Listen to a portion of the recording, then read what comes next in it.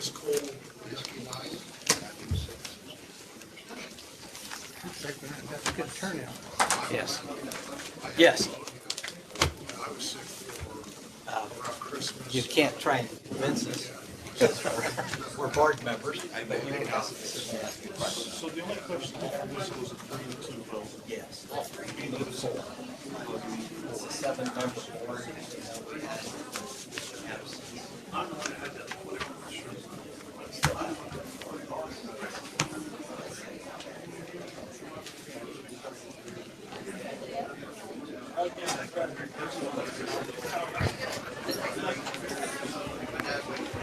I'll move. You're fine. I was trying to get stuff done. I got a lot to do in a minute. Yeah.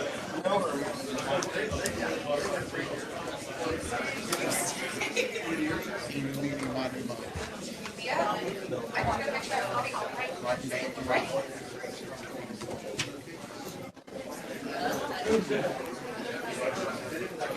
Dr. Bothwell's right here. Dr. Bothwell's sitting here. There you go. Is there a Russian back here? That's on my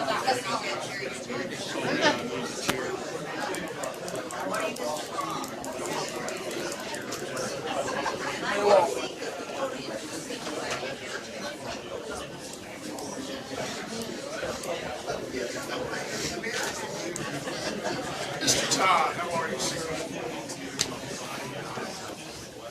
But you know what? It's hard. You know, as you recall, I was on that dragon for many years, trying to decide which has more action to it. I'm not sure. Hey, how we doing, Chuck? Yeah, it's good. You want me to get you a chair? You want this? She went to get me one. Okay. I'll just sit right here on me and you can't split the room. Oh, I'll give you all the room I give you. Yeah, there you go. Oh, no. There you go. Chair. Here it comes. Follow behind. Mine what? Yep, you're good. I'll get sleepy in there.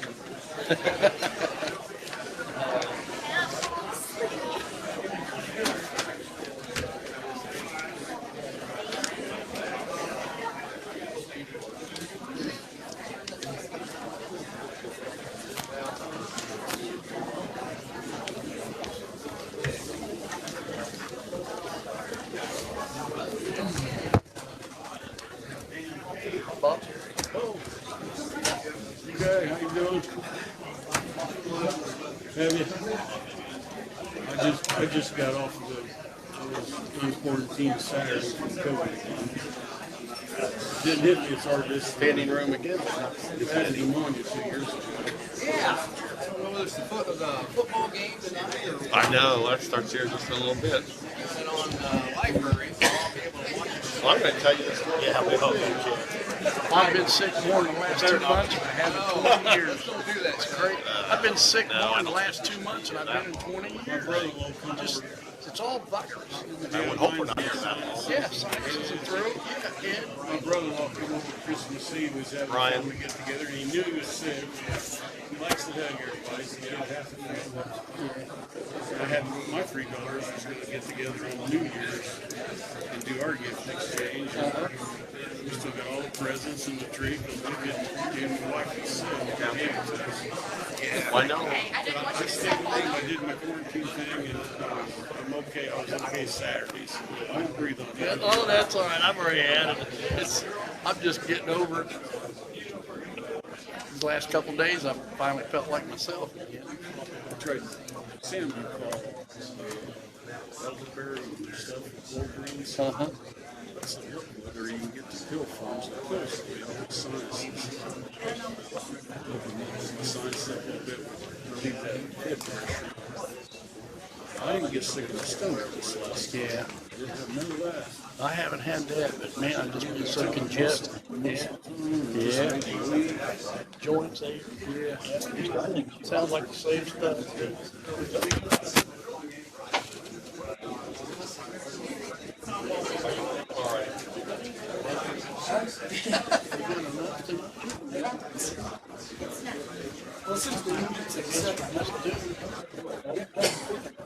Oh, because of the holidays. Well, the new commissioner was supposed to be here. Yeah, how they see him. First one. I don't see him.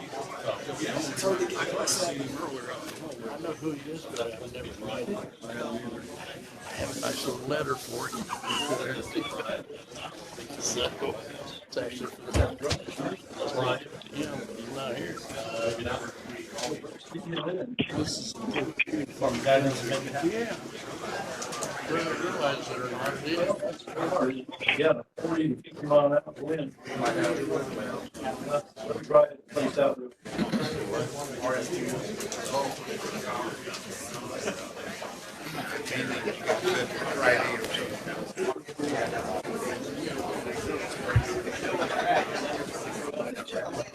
Everybody's back. Going anywhere without my walker. With a walker. Look at the team. Are we ready? All right, we'll get this meeting started for January 8th, Area Planning Commission meeting. We'll stand for a pledge. I pledge allegiance to the flag of the United States of America and to the republic for which it stands, one nation. Like I said, the infection was bad, but better on the leg now, so. we got working on it now. Okay, Nicole, I guess call the roll, please. Yep, certainly are.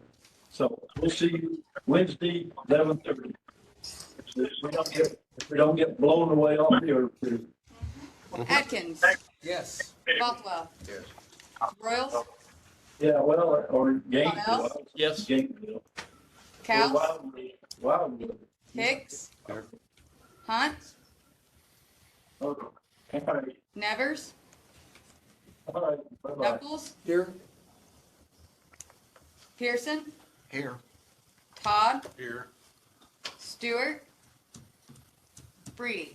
Here. Okay, so we got 8, so we should be good to start. Okay, as what we do at first meeting of January is re-elect our officers, presidents, vice presidents, BZA appointments or reaffirmation, and advisory committee appointments. Before we get started, I will say that I am not going to accept any nomination for any leadership position. This will probably, or will be my last meeting. Sweetser Town Council will be appointing somebody different at their Thursday meeting. So that's their anticipation. So I am, as people know, I am anticipating to move.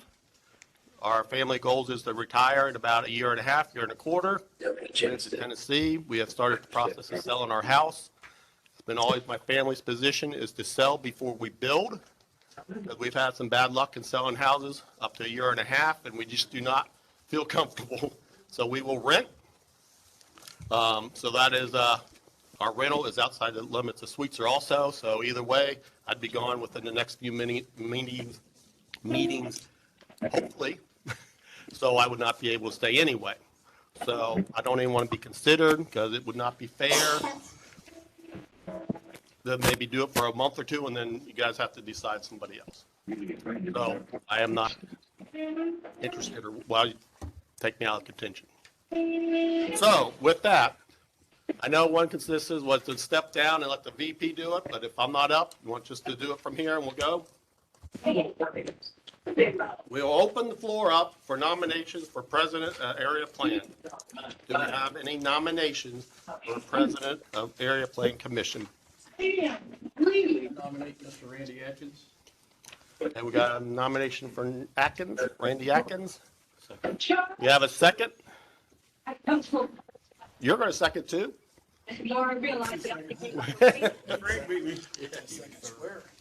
Second to the power. I can do a share my phone. All right, are there any other nominations? Okay, seeing no nominations, we need to take a roll. The motion, did that turn off? We can. Bill, can you turn off your mic, please? Bill, who is online, can you please turn your mic off or mute yourself, please? That I have a particular favorite. It's called In the We can't even kick him out. We can't mute it. Really? I know. Cell phone number. You can give him a call.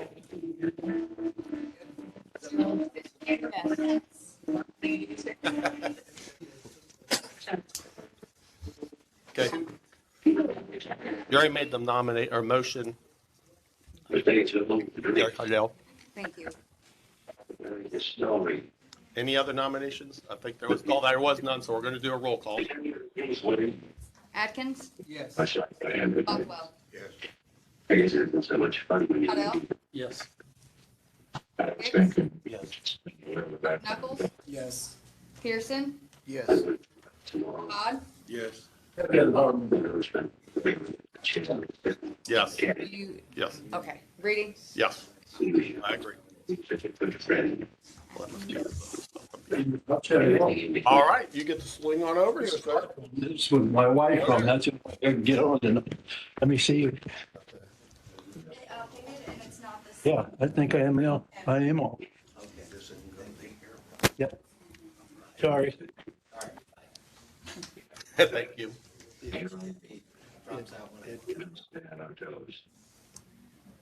Somebody alive. Well, maybe. Begin, sure. He's gotta be here. You stepped in while you didn't belong. You all button and I don't have that anymore. Come on. No, it won't let me.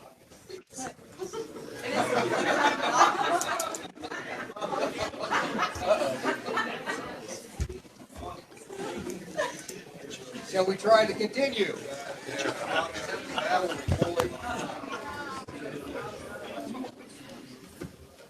All right, we'll try to continue. I want to thank everyone for their support. I want to thank Chuck for the services that he's given to the Grant County Area Planning Commission through the years that he's been here. I am an educator, so educators, we specialize in receiving information and sharing that. And educators have missions, so I want to read my mission that I'd like to provide here to serve the Area Planning Commission.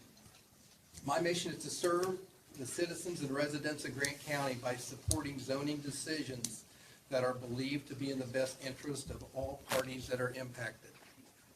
I also seek to bring transparency to this commission with the hope of creating a trusting relationship between residents and this commission. So that's, I hope I can fulfill that, and I hope that's something that the other commission members could adopt as well.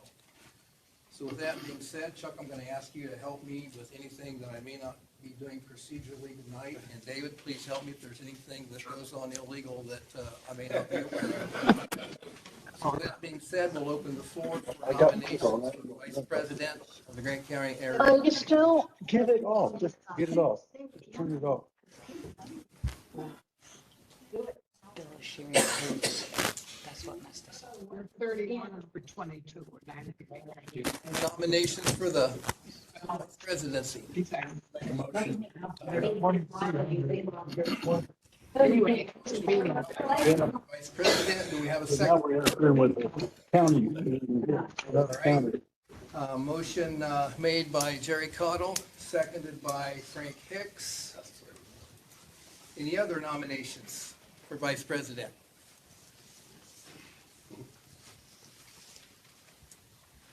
No other recommendations or no other nominations made? Roll call vote, please. Bothwell, Yes. Reedy, Yes. Broyles, or sorry, Cottle, Yes. Hicks, Yes. Knuckles, Yes. Pearson, Yes. Todd, Yes. Motion carries. All right, congratulations. Thank you. Okay, moving on to the next item in the agenda, BZA appointments. We have two of them to reaffirm. Ryan, could you help us with that, please? Just still want to do it. And That's all we're asking. and those would be, You and. Myself and John? Yep. What do you think, John? We just went through one. Are you okay? We'll make it. All right, we will do that. Thank you. Question, if I may, please. I have no problem with what we're doing, other than, is there a need for reaffirmation? This has never happened before. We did it last year too, just to ask the Is members. there a just reason for us to? just to do ask that? them. I would think they're appointed until removed, I would think. But anyway, I just asked- just a question for procedure down the Okay. road, think about it.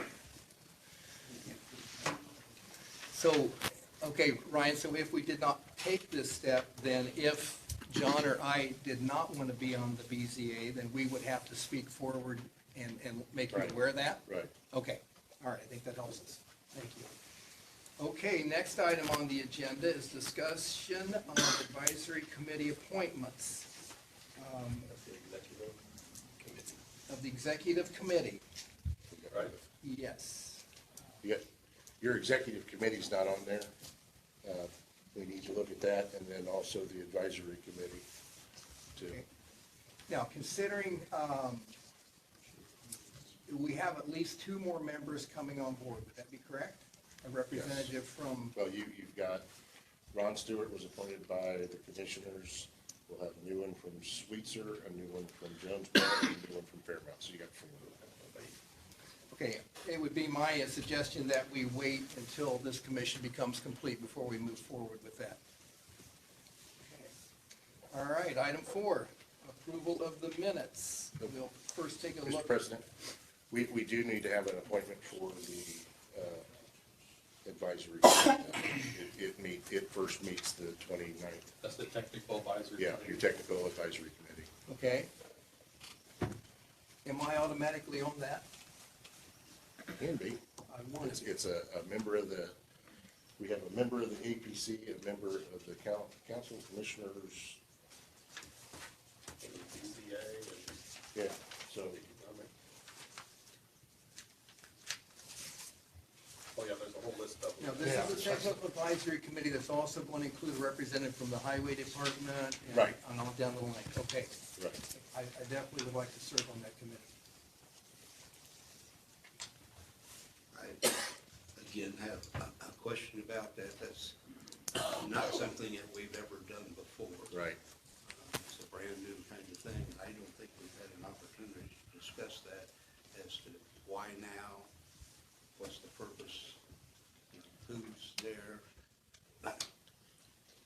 We spoke One of my about it. concerns about that for us is this another layer of bureaucracy that we would need to go through and perhaps utilize the expertise of the people who are on that committee.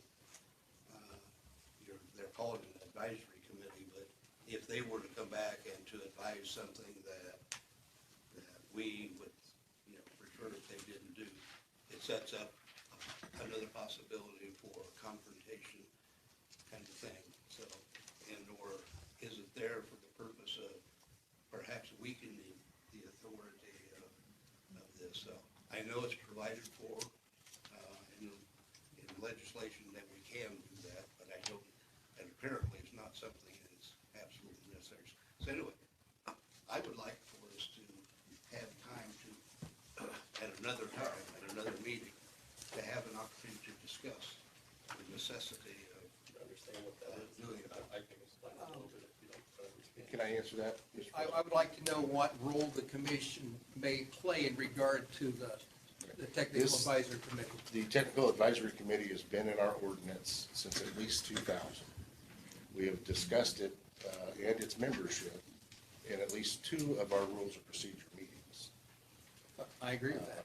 So this is devised, and let me read it, because this is what we as a group approved.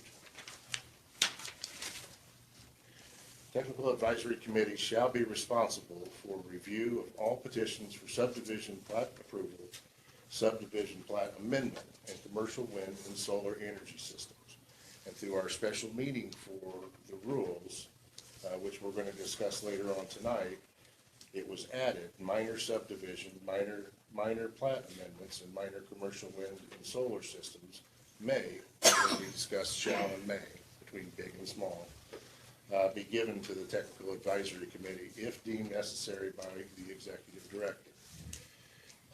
The Technical Advisory Committee, under the direction and coordination of the Area Plan Director, shall act in a timely fashion, but will not be constrained by time in matters that may require additional professional services such as engineers, architects, or studies.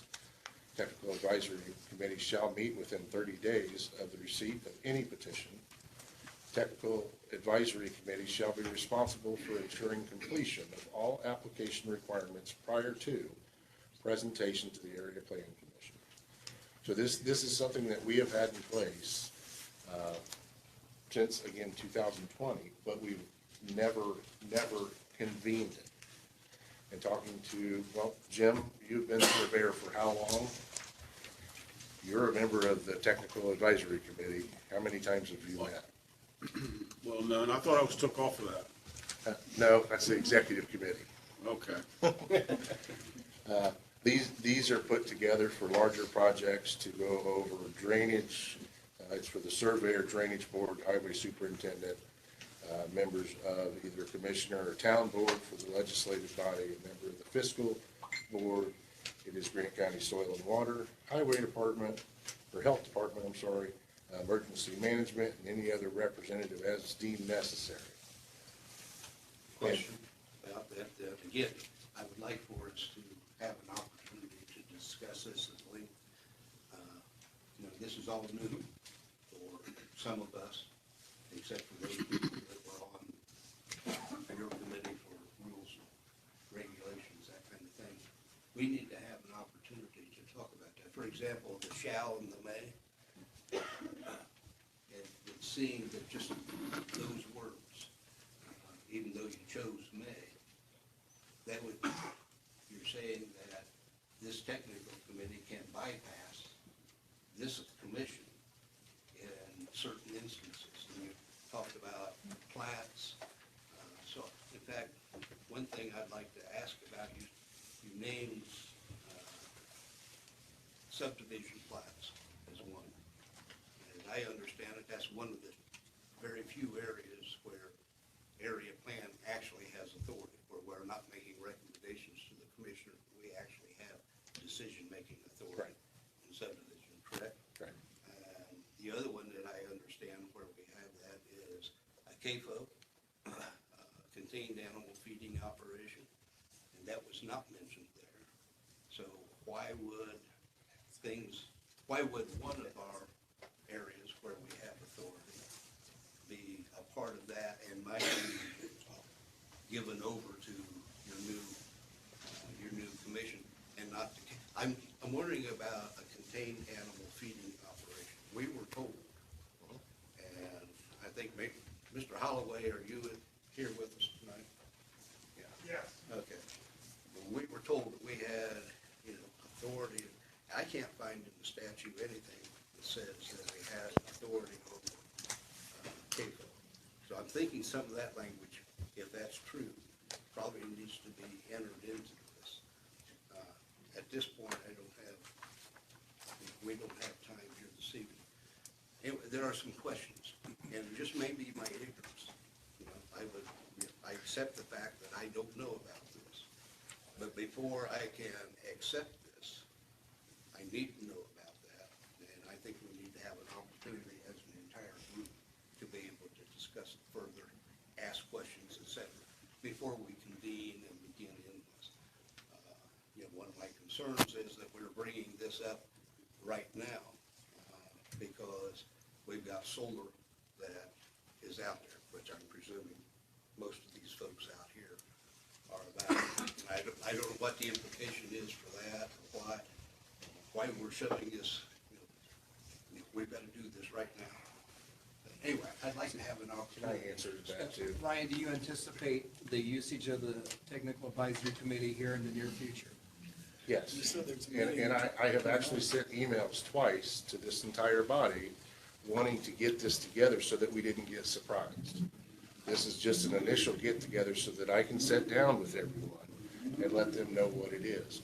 We are not approving anything. We are making sure that the application is complete prior to me presenting anything to you guys. What application are we talking about?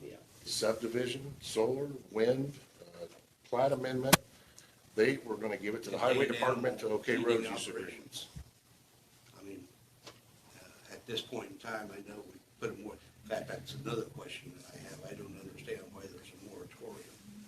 And the rules and regulations, the reason that we started this, Mr. Brady will remember 5 years ago, was we have findings of fact that pretty much prevent us from having any kind of additional CAFOs. We've got 13.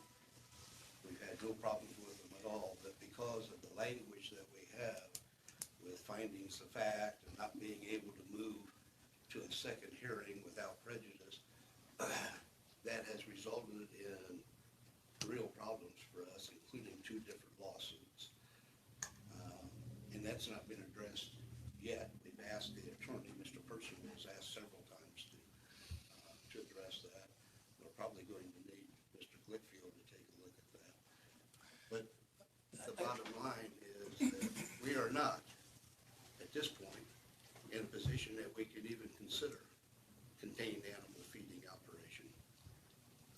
And I think that needs, apparently, to be added here.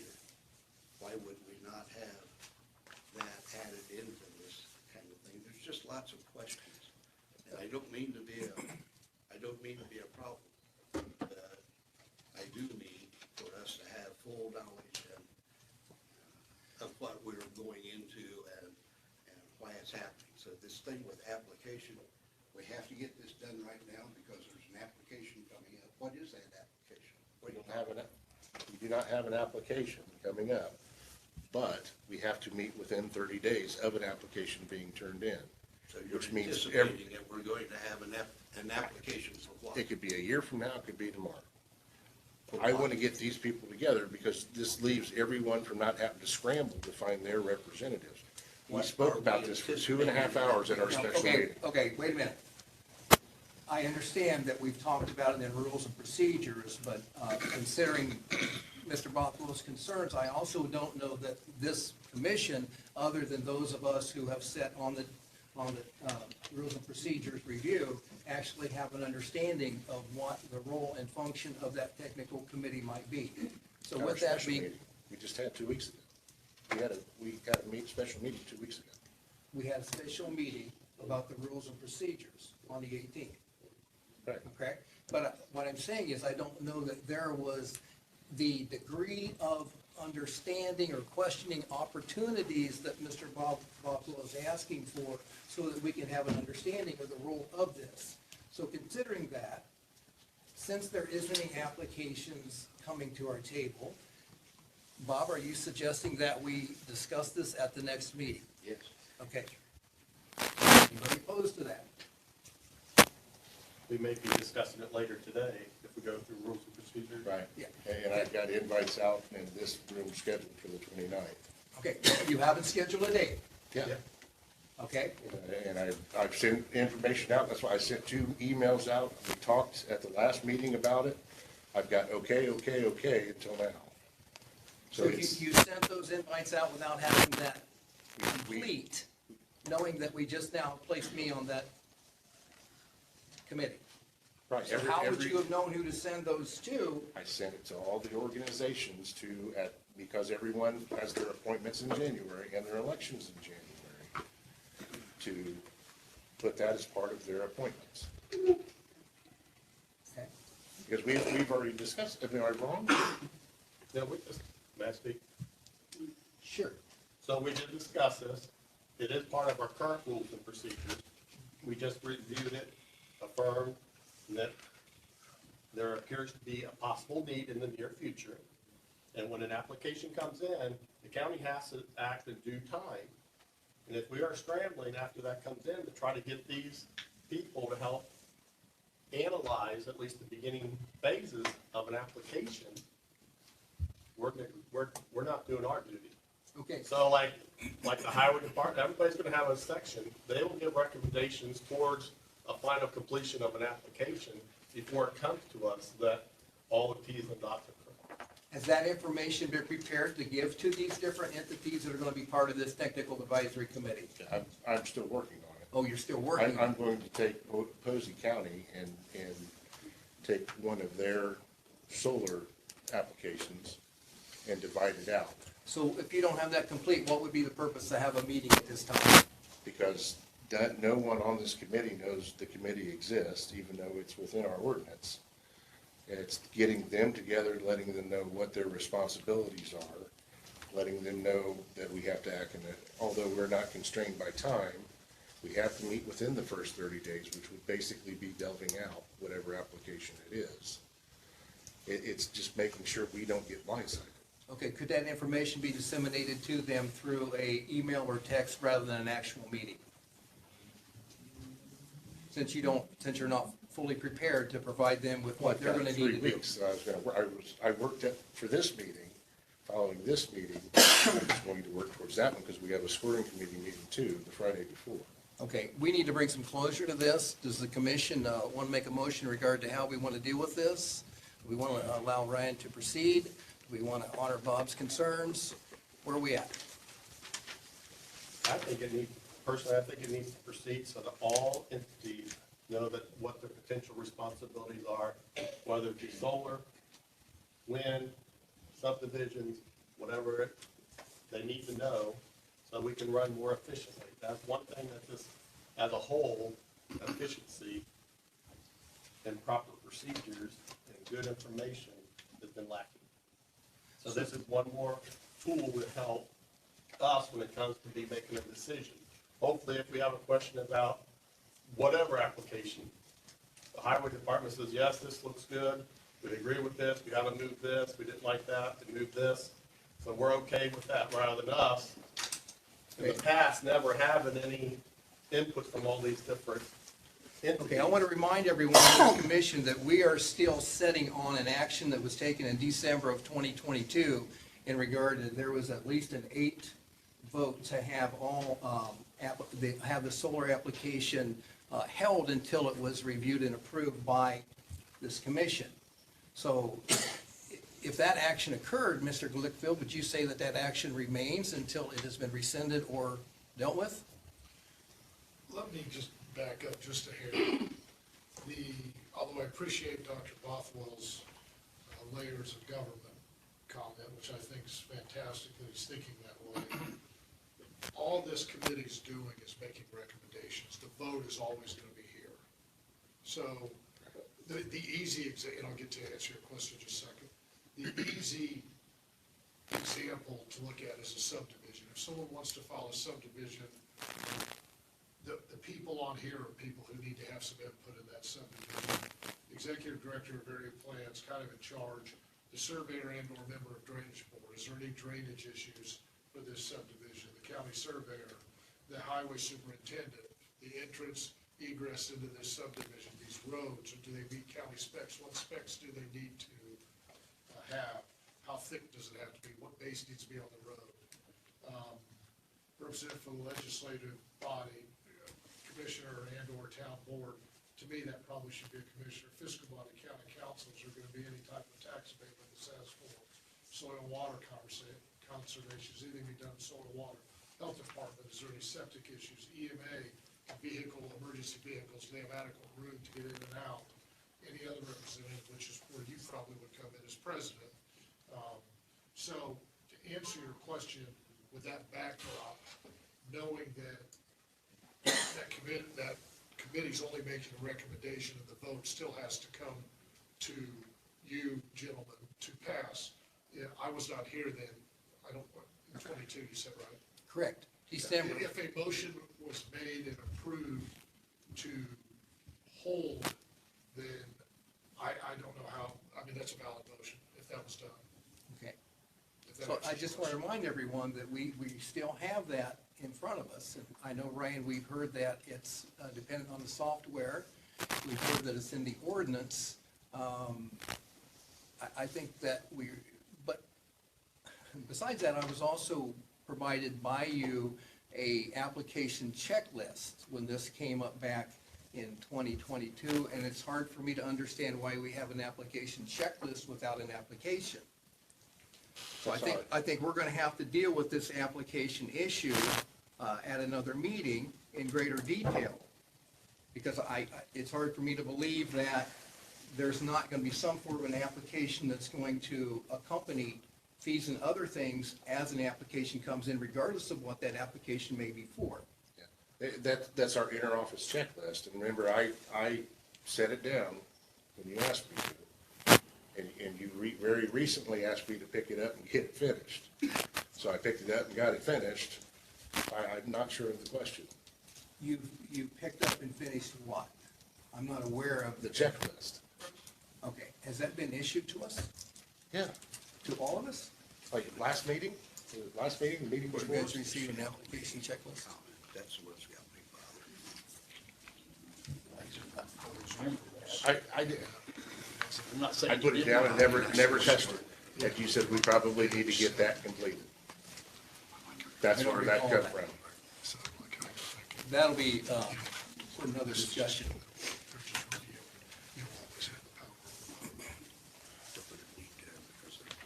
I got a question for David.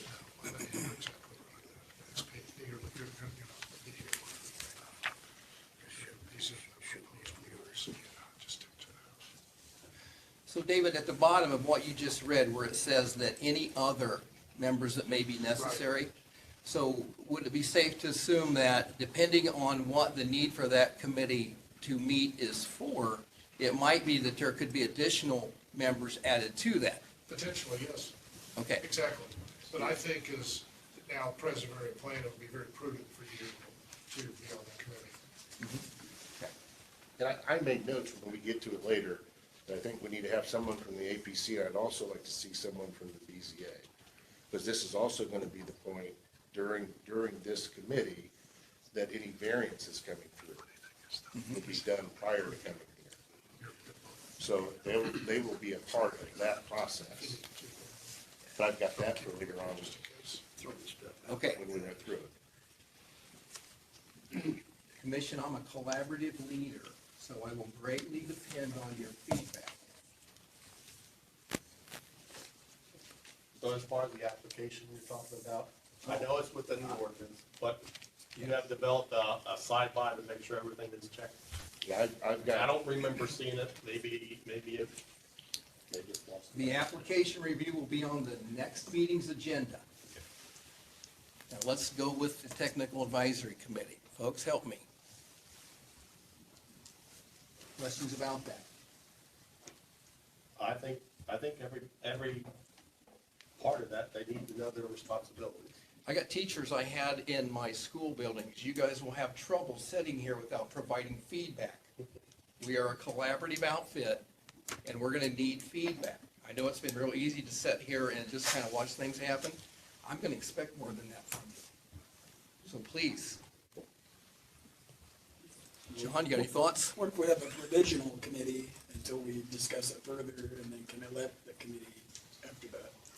Like, so you can have the meeting so we can at least get the information to start with. You know, that way we kind of meet right in the middle. He'll still be able to have that meeting and get the information, we can discuss it at the next, our next APC meeting, and then proceed with the, whatever appointment of the committee at that time. Any questions about that? Sounds good to me. Sounds all right.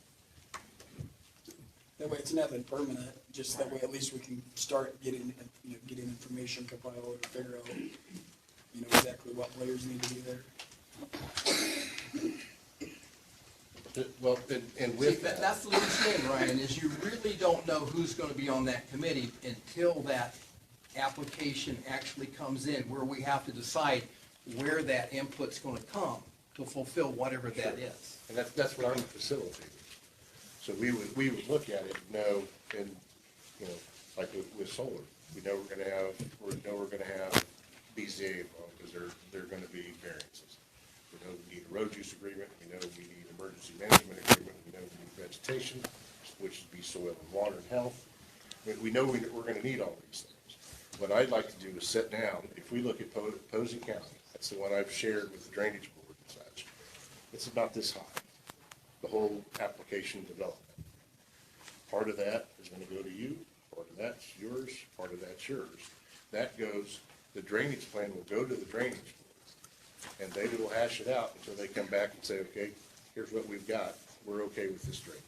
Is your plan to submit that to these folks ahead of the application? Submit it to who? To the Technical Advisory Committee, That's to what the they're Highway there for. Department? Huh? That's what they're there for. So in the first 30 days of me receiving the application, I've got to say, here's your drainage, here's your emergency management, here's your, So are you telling me that if we meet, you've asked for a meeting date, correct? right. Are you planning to submit that information to those different entities at that meeting? Even though we haven't received a solar application? Right. It's more just setting down, saying, here's the process. Because we've also got, I'm we're gonna have- opposed, I'm okay with you sharing the process with them, but I think the cart's before the horse if you plan to actually give them in anticipation of an application being received. as an example only is what I was gonna use. Thank you. I don't have to use it at all. Okay. It was just, actually, my thought was to put it in the middle and just say, here's what we're gonna be handed. And we've got to get through this to get it to the area plan. Is the solar one the only preparation that you have? The solar one is the only one you plan to have prepared ready? It's the one I can hit print, and I've got it saved, you can hit print on it. That's the only reason I've got it. But we've got to talk to them about when we, I have some reservations about that. Is I there think- any other example you could provide to the technical I committee? don't have in to order- use an example at all. Okay. I'm gonna say, you're gonna get the drainage, you're gonna get the, Yes, I'm okay with that. so, the other thing is with the money that comes in, when we get initial money for the application, we'll get $10,000 of an application fee. So, drainage board needs an engineer. They'll hire an engineer. All of that comes back through us, and we bill it. We set up an account with the auditor, and whatever anyone else uses all comes back through us. So it's explaining the money process, if you've got to go out and hire a specialist, how all that works. Okay, I'm okay with, in the event that we would receive an application and the need to activate this technical advisory committee, that you can share with them what their roles may be. To provide documentation in advance of an application, I am not okay with. That's fine. Thank you. Anybody else? Please. No, we don't. I'm gonna serve the people. Here's part of my concern, that I guess it's gonna be under rules, regulations, that's what you're gonna do tonight somewhere, talking about technical advisory committee. And this is the part where it says may. In black is technical advisory committee shall be responsible for review of all petitions for subdivision plat approval, subdivision plat amendment, and commercial wind or solar energy systems. Now, added to that in red is minor subdivisions, minor plat amendments, and minor commercial wind or solar energy systems may be given to the technical advisory committee if deemed necessary by the executive director. Now, if that is not a bypass of this group, you know, what's that language say? That we're going to turn over to the advisory committee if the executive director, and again, I hate for this to be personalized. Bob, But how can, for the sake of time, I'd like to at least We're share gonna be my putting this in perspective there? on the rules and procedures that we're gonna deal with tonight. I'm just saying, I don't think we can Okay. deal with those. Okay, what I am anticipating is when we get to that agenda item, we're going to confirm that the changes have been made in regard to what our December 18th meeting resulted in, and that final copy will be submitted for our review. We will not act on a final decision tonight. I believe it needs to be an intact document for all of us to review. I mean, I was personally very confused at the last meeting because of all the different documents that were floating around. And I understand that Ryan's effort was to try and include various, the old, the proposed new, and some work that you guys had done, the committee that you served on in the past had done. So I understand that, but that created a lot of confusion. So I don't know whether we're ready to deal with that particular item on the agenda tonight, but that's my perspective on that. But maybe we'll do that when we get there. So, do we have an agreement on the Technical Advisory Committee that, Ryan, you go ahead and pull the group together? You will not provide any sample information to them. You will simply share their role in that committee. Thank you. Everybody agree with that? Do we need a motion? Huh? And I'm on that committee. All right. Let's do some approval of the minutes. December 4th, 2023. Please review those. By the way, this is my birthday. I'm not sure whether this is a gift or a curse, but we're going to get through it.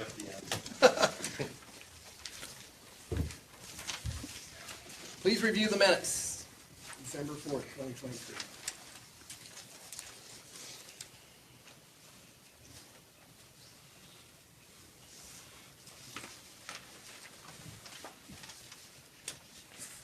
The only line that I see of maybe need a word change is under public input, the very last line.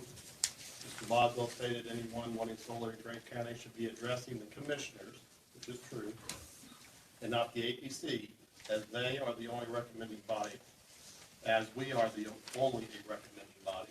We are only a recommending body. Kind of implies that the commissioners are, to me, that the commissioners are a recommending body. Maybe I'm not an English major. They, I think, refers back to commissioners, which really should be referred to us as that only being a recommending body. Are you proposing how you'd like to have that read, Chuck? That should be addressing the commissioner, not the ABC, as we are only a recommending body, not they, we. That's what you're applying, right? Because we are just a recommending I body. think that was probably what was implied. Yeah, oh yeah, I'm sure it was. Anybody opposed to that?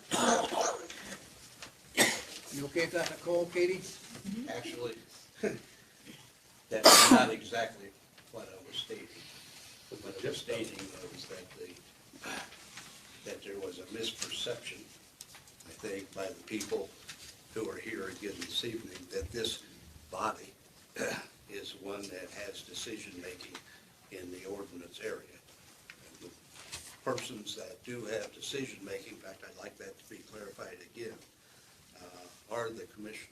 The commissioners are the ones that adopted the ordinance. We had two ordinances that had been presented, and the one that was presented by APC for their consideration was rejected, and another ordinance was the one that was accepted. And in this process, it is the APC's job to hold the public hearings, to face people that would like to come to object, et cetera, and then to make a recommendation, not make a decision, but to make a recommendation to the commissioners. Either, we suggest approval, we suggest non-approval, or we suggest that we make no suggestion. We pass this along to you without recommendation. So those are the three options that we have. And we chose to send them an ordinance that was passed by this group. They chose to reject that and to accept another ordinance.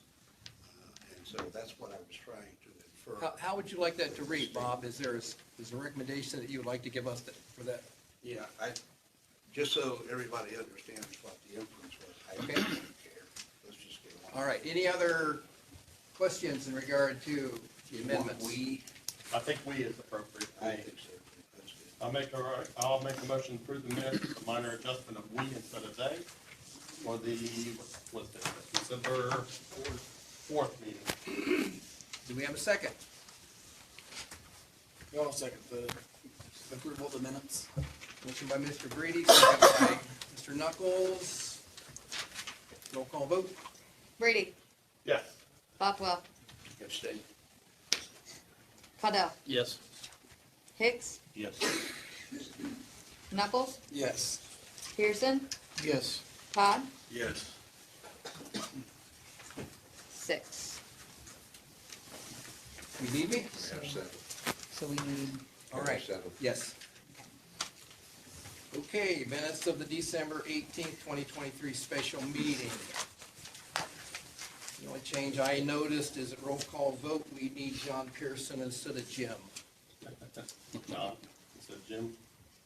Unless you're a Jim John. cousin. Oh, it's your cousin.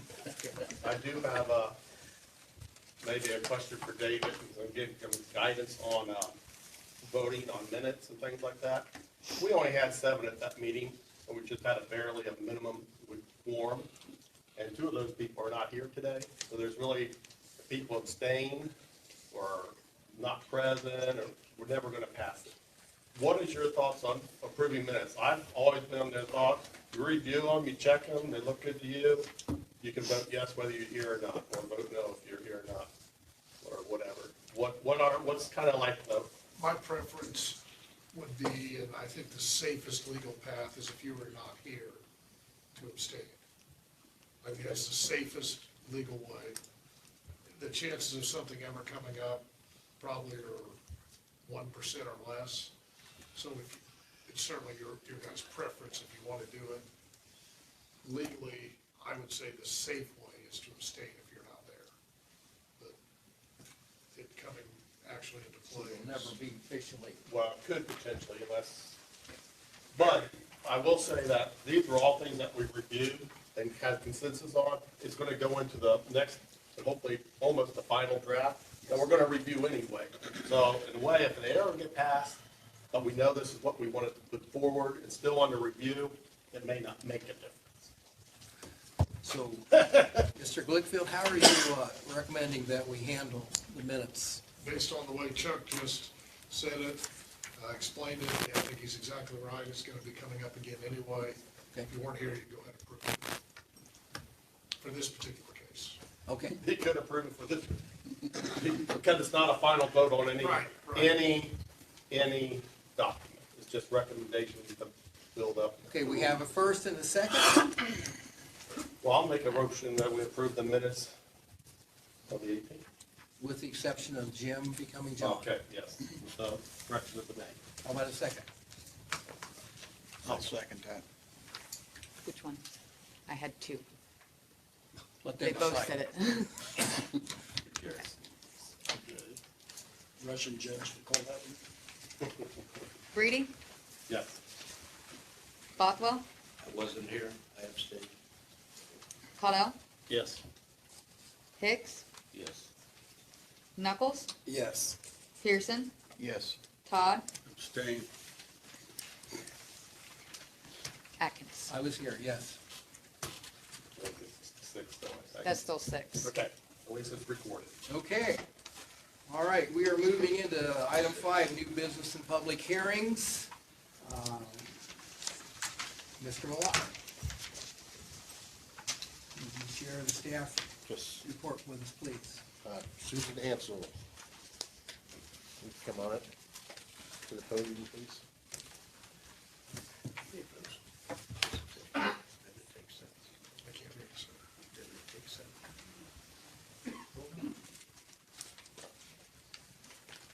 We get 7 votes. Only 6. So it's actually, it's basically. Yeah, Yeah, right. right up here.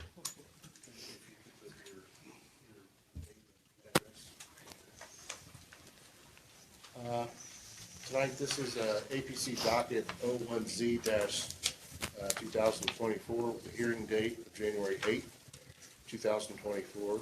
Petitioner is Susan Ansel. The petition is for a zoning map amendment of rezoning from the current local business to a residential 3 zoning district. Basically, the petitioner is asking that the current local business be rezoned back to R3. This is due to the current occupant relocating their business to another location, but they still want to continue to reside at the current address. Rezoning is needed to apply for a residential conventional mortgage.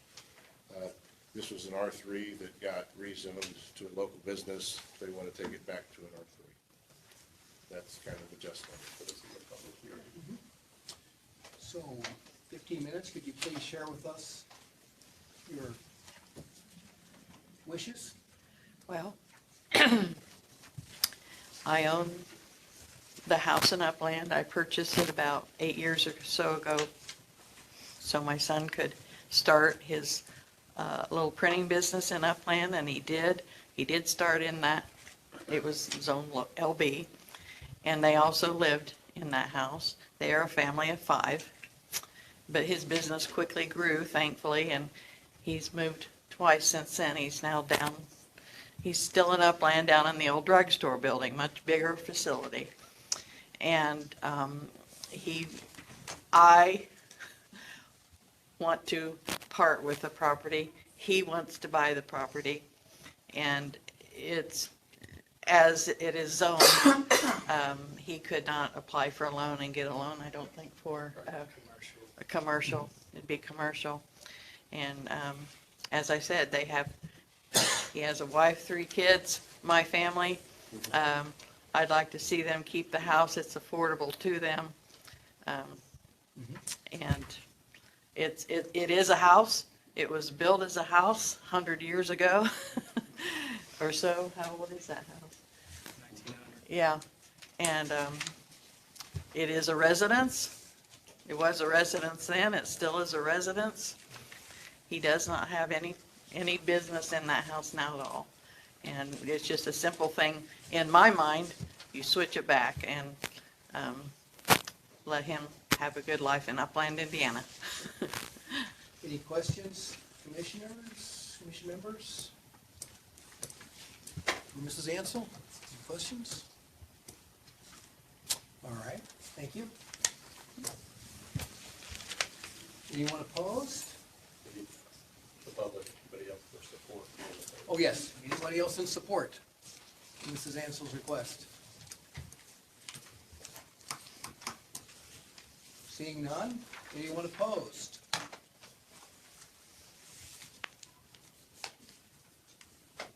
Seeing none, any discussion? You can close the hearing then. Close the hearing. I know in the past, we've done this before. I can remember one on Troy Avenue. I think we might have done another one in the same situation where a property wanted to be sold. It was zoned improper for to get a mortgage, and I believe we did take care of that issue. Looking at this, it is surrounded more or less by residential. I think there's something maybe behind it on one side for business, but it does, it actually probably maybe eliminates spot zoning. If anything, I think it's both ways, it's right on the edge. it's right, for the borders. So what is the role of this commission with this situation? His recommendation for, Upland? We have 3 choices, correct? Recommend, not recommend, or deny? Well, no opinion. No. If we may, I think it's always appropriate at the end of the public hearing to ask our executive director Okay. what his recommendation might be. our recommendation is a favorable recommendation. I would so move. So we have a motion to recommend. Yeah, I'll second that. Okay. We have a second. Mr. Bothwell recommend. Mr. Breedy second. Roll call vote. Reedy? Yes. Bothwell? Yes. Huddell? Yes. Hicks? Yes.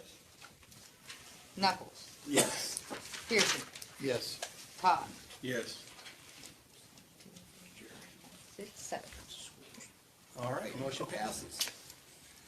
Okay, item number 5.2, Mr. Malat, discussion of rezoning Stonecrest Mobile Home Park. Oh, okay.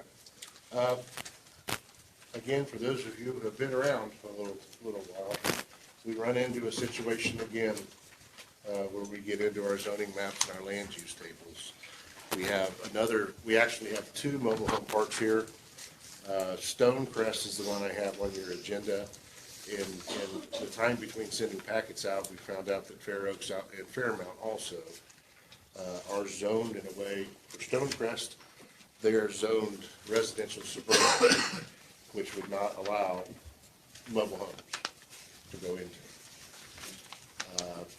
We have 3/4 of Fair Oaks in Fairmount Mobile Home Park that is zoned R3, which again would not allow mobile homes. So I've asked both to come in February to rezone to proper mobile home parks. I'm just bringing it to you, asking if I can bring it forth for a public hearing. They're coming in and filing, but I wanted to bring it to your attention. Okay. We've got a couple more. About half of our public hearings, we find out, are due to either improper zoning maps or improper land use tables. Obviously, that's on our list of to-dos. We're kind of getting comp plan done into zoning, or into area-wide ordinance, into land use and zoning maps. So each has a step. As these come up, I try to bring them to you guys so we can correct them as we go before we dive into the whole thing all at once. So this is considered informational to us? Yes. Okay. Just letting you know. The other thing I would like, and I think it's next on the agenda, to bring, and getting into the land use tables for mobile home parks, are according to our land use table, for mobile home, manufactured home, travel trailer, and camper sales and rentals, according to our land use tables, are not allowed in mobile home parks. And that's all mobile home parks do. So again, this is an ordinance change that I would bring to the Area Planning Commission through a public hearing to get that corrected, to move it forward to the commissioners and the other legislative bodies. Okay, so we'll be looking forward to that. So that's just wanting to let you guys know. Okay. All right, anything else, Ryan? That's it on those two, or those three. Okay, moving on. Number 6, old business. Review of rules and procedures. For the sake of time, I'm going to suggest that we clarify some of the questions that we had for Mr. Glickfield from our last meeting. And then, Ryan, I'm going to ask you to prepare a document that has the most current, Okay. and then for us to review. So in what was handed out to you, we had 6 questions that came out. Okay. Does everyone have a copy? Is that what this thing is? Yep. So the 6 questions we have, we start on, I believe, page 6. What is in red is what we talked about, discussed, or I got with Mr. Glickfield to get an answer. Page 6. Yes, we do. We all have the same document. That'd be correct. So for 8.2.5, that we discussed, that is word for word with Indiana code. Okay. 8.2.5.1 is what we added, basically saying that should I lose someone or need to hire, I can start the application process, I can do everything up to hiring them before I come to you guys. Okay. How is that different than what we already had? That's what our past practice has been. Well, if you'll remember, Dr. Bothell, we had a couple of times where I had the former president make me wait 3 weeks before I could even start the application process. There's been a couple of times where I couldn't get the okay to do it until the next meeting. So it took us one short for a month to one short for 2.5 months. So this was. Then I'm trying to remember back to, but, you know, the indication has always been, in my 14 or 15 years here, that you would have the discretion to, if we had an open position and it's a staff position that works under you, to interview, to do the procurement kind of thing, and to get it down to 2 or 3 candidates, or perhaps a single candidate, and then come back with a recommendation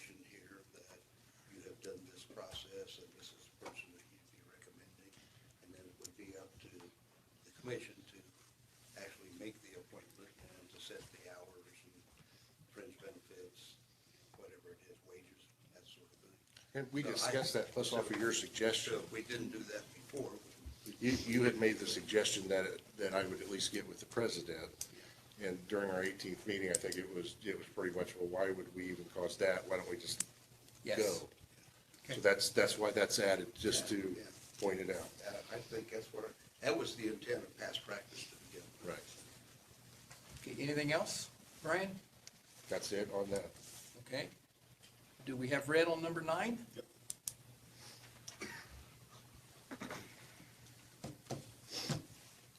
And this pulls us back into what we were discussing earlier.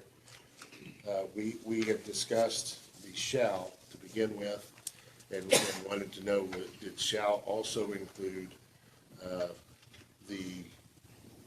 we know on a subdivision for less as a minor, we've got limits on like solar 10 acres or less as a minor. We didn't know if shall needed to be everything. So we talked about separating it. So we did shall on the major and may on the minors. My thoughts on that are, I mean, there may be some smaller ones that I look at and think, oh, this is way too much, it needs to go. It lets us do the smaller ones on a case-by-case basis, for the most part. Is getting through drainage and road use, is all that more than I can do before the next meeting? You know what I'm saying? It kind of lets me say, okay, I've got time, I can get this done and get it prepared for you, or this is more than I got time for, we're gonna need engineering on this, or, So it kind of lets me make that, yeah, I can get it done, or I can't, on minor. Okay. Considering Mr. Bothwell's concerns in regard to that technical advisory committee, I'm going to suggest that at the end of where it says, if deemed necessary by the executive director, that I want to add and approved by the area planning commission. Anybody have a problem with that? Yeah, I think that might not be a bad idea. So that's still gonna come. That clears it up for me. So please add that to the next revision that we get for our review. Could I also ask, which I noted before, is there a possibility of adding into this subdivision, commercial solar, et cetera, contained animal feeding operations? I don't know why we couldn't. Yeah, easy enough. I would like for us to do that so that we'd have Yes. protection for people like Mr. Holloway, who I feel was treated unfairly because of our rules and regulations. Okay, you got that, everybody? Nicole, Katie? All right, Ryan, let's move on. Looks like on page 8, we have some red. I did want to ask on 9.2, I made notes on it, but with the list we've had, I would also like to add member of the Area Plan Commission and member of the BZA. Okay, we're gonna add that to the bottom of 9.2.9. Right. Okay. We're gonna add a BZA member and an APC member. And you guys can figure out the numerical on that, yes. All right, moving on. For the sake of time, page 8. This was for David, we discussed the difference between recess and tabled. So if you recess a meeting because it goes too long or for whatever reason, open door law requires that you announce the date, the time, and the location, and you cannot add any new items to that recessed meeting because you've already advertised what you're meeting for. So you can recess the meeting, but you have to announce at the meeting those things. Does 10.8 read sufficient for you? Any meeting may be recessed from day to day or to the time of meeting.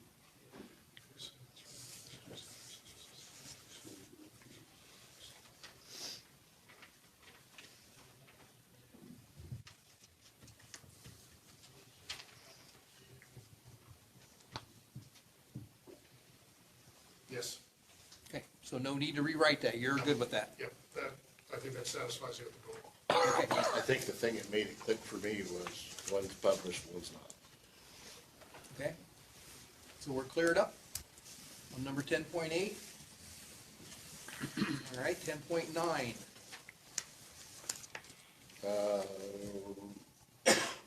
The top of page 9. Randy, you had the question, is that word for word code? And it is. That's for 10.9, that Yeah. starts on page 8. Okay? All right, page 9, we're moving to 10.10.2. Respond to that, Ryan? 10.10. It was pointed out that in our notice of public hearing, that we did not have in there the yard sign. Okay? So we added the yard sign. I think it's in our application, but it's not in here. That was a heck of a catch. I can't remember who called it. Okay. Any other additions as we hold a meeting on 10.8, or, well, page 12.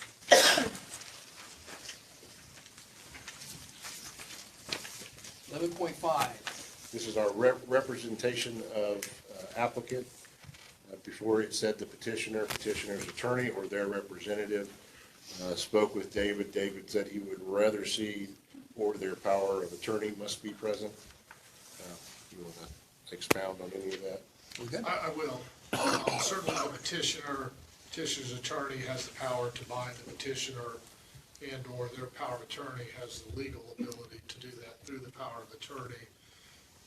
There could be times when conditions or strings might be put on whatever it is they might be asking for.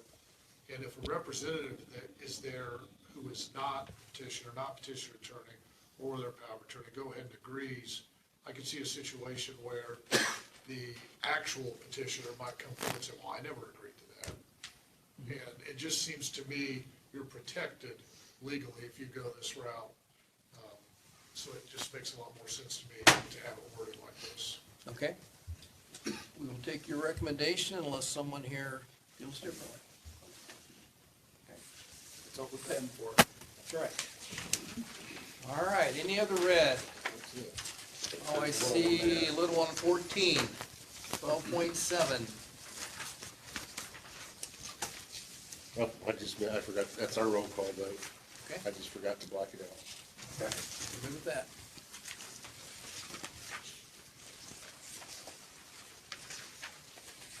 So just to clarify, our mission with the rules and procedures will be to receive a copy for review with all the updates that have been made up to this point.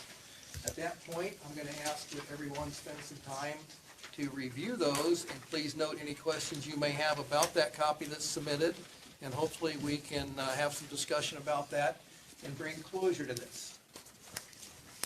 Comments? If I may, on the very last page, 17.9, because of action taken here tonight, we should have Randy Atkins rather than Mr. Greedy. Sure. So that, yeah, when it comes time for signature. Yeah. Chuck, you don't have to own it. I was hoping we could get done before I left. But All right. Randy, I trust that you will get this accomplished in short order. We'll do our We've come a best. long way. Get it to the goal line like a football game. All right, number 7, reports, resolutions, communications, general discussion. David Glickfield. December was quiet. I don't think we had any court appearances in December. I think we had some scheduled. No, Gerstle No, got it moved. got rescheduled. It was Gerstle. Yeah, so, quiet for December. Okay. All right, Executive Director, Mr. Millat. Just a couple things, starting off, Katie did get her first demolition done last week, so, we are off and running. She has, got numerous things heading for court. We've got about 5 right now that are demo They're contract. Demo contractor court ordered. They're getting ready. It's just getting them through the process, asbestos check and all that fun stuff. stuff, so. So we're starting to get a stockpile, so when the highway department's ready to go, we've got some ready to go.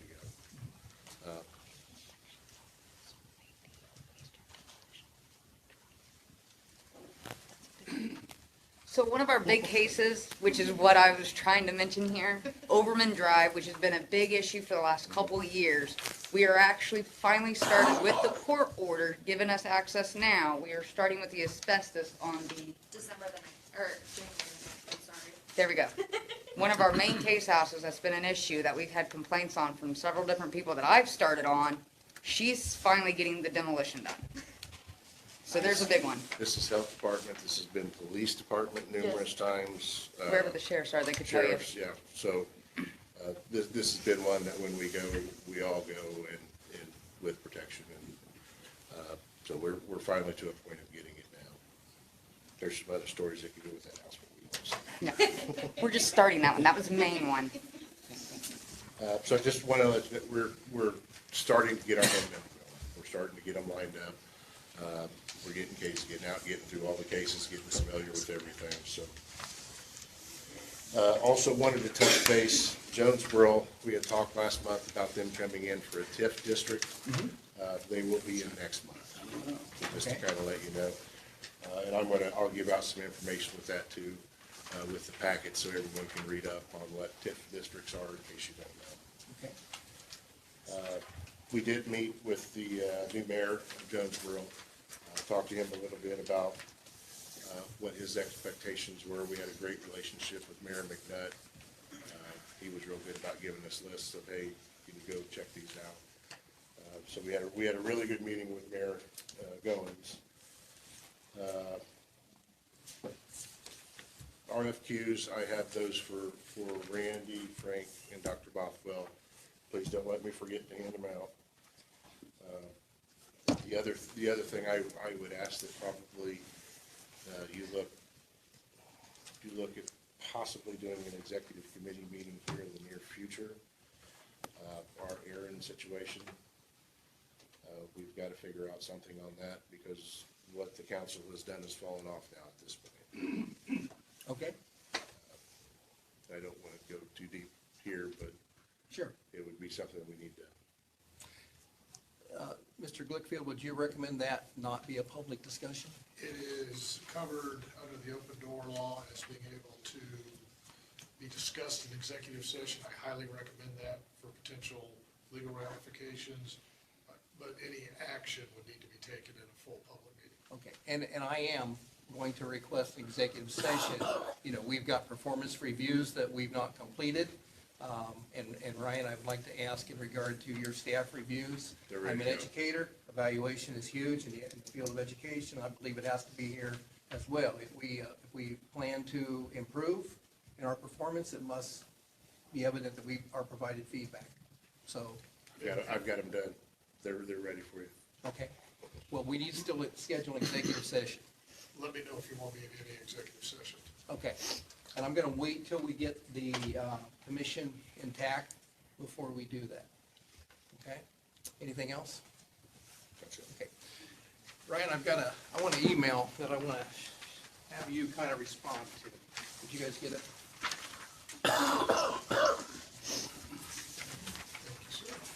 And as I stated, transparency is a mission that I'm going to try and bring to the table in this commission, and I have some concerns. This was sent to us.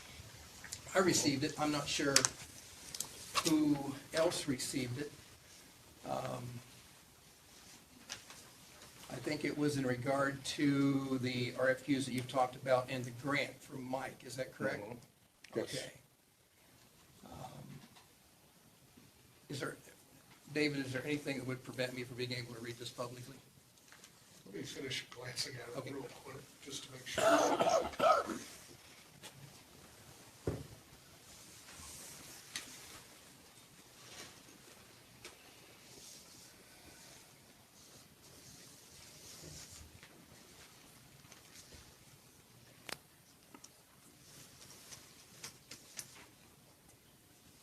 No. Nothing. Okay. So I guess, Ryan, the part that concerns me a little bit is it says that, now, do you want to, I want to confirm that you agree that this was a correspondence that took place between you and Mike Kleinpepper, Peter? Klein Peter, yeah. Okay, so we're going to confirm that that did occur, okay. I have received the RFQs and another inquiry. I haven't seen the RFQ in the paper yet, but I might have missed it. I have a lot of moving parts with the previous election, upcoming election, even with standard yearly elections within the commissioners and APC for president and vice president. Up to a quarter of the APC could be changing come January 1. Believe even the commissioners may be changing their rep from Steve Wright to Ron Stewart on the APC. That was a very accurate prediction because I think all that occurred. Yeah. It says expected in 2024 before July. Invenergy Commercial Solar Project, $200 million project. Gen X Commercial Solar Project, $200 million project. Your Digital Phase 2 Bitcom operations, $125 million project. Great. All of which will come through this office. I am hoping to have the comp plan well underway prior to getting buried with the above projects. My fear is that changes to the APC Commission, we have a group of individuals that will try to sandbag everything above. That statement concerns me greatly. I would hope that anybody sitting on this commission would have the best interest of the taxpayers and residents of Grant County, and that sandbagging would not be an act that would be demonstrated. The other thing I'm concerned about, Ryan, is it appears that you have some knowledge in regard to some solar projects that I don't know that any of the rest of us are aware of. Well, And I'm going to give you the opportunity to respond. I'm going to request that solar be added to the agenda from this meeting forward, and that any update of communications that have taken place in regard to solar development be shared publicly with us. And I'm going to ask that that be with solar companies. I'm going to ask that that be with commissioners. Is there anything, David, that's not legal up to this point that I've asked for? As long as there's not a non-disclosure agreement executed on, for example, which I'm just speculating. I know in economic growth type situations, prospective businesses, whatever it may be, a factory, a whatever, a lot of times they don't want that information getting out for whatever reason they might personally have, so they'll have non-disclosure agreements that are executed. If an NDA is executed, it could, and I don't want to say solar or Bitcoin or anything, then it could cost the county that development. Who would they be executed with? Who would receive those? Generally, it's going to be, like, I'll give you an example in Gas City. It might be the city engineer, it might be the mayor, could be myself as attorney. So in county government, it might very well be the commissioners. I don't know if they have an engineer per se on staff. I don't think they do. Potentially Mr. Persinger, who's their attorney. That would generally be who it is. So if there were disclosure statements that you're referencing, would Ryan be privy to that information from the commissioners? No. Okay, so he wouldn't have anything to report to us that would fall under that category? Chris, you had said commissioners, though, I think, when you asked I the did say question. And I wanted to make sure you Okay. understood they potentially could be taken out by that. Okay. Anybody opposed to the request that I've just made for solar to be added to our agenda so that any updates can be shared with us? Do we need a motion for that, or? I don't think it's a bad idea to have a motion. It always helps. Okay, So moved. Second. second? From Tyson? No, me. Right. Okay. So we have a motion, Mr. Bothwell, second, from Mr. Hicks. Roll call vote? Breedy? Yes. Bothwell? Caudell? Yes. Hicks? Yes. Knuckles? Yes. Pearson, Yes. Todd. Yes. Motion carries. All right, thank you. We do have public comment, folks. I'm sorry it wasn't on the agenda, but that is going to be item number 8. Okay. So, please be respectful. Appreciate everyone's attendance tonight. We're going to limit it to 3 minutes. Ryan, would you help us with that, please? Did you want me to? Oh, yes, I'm sorry. Moving on. Ball game phone.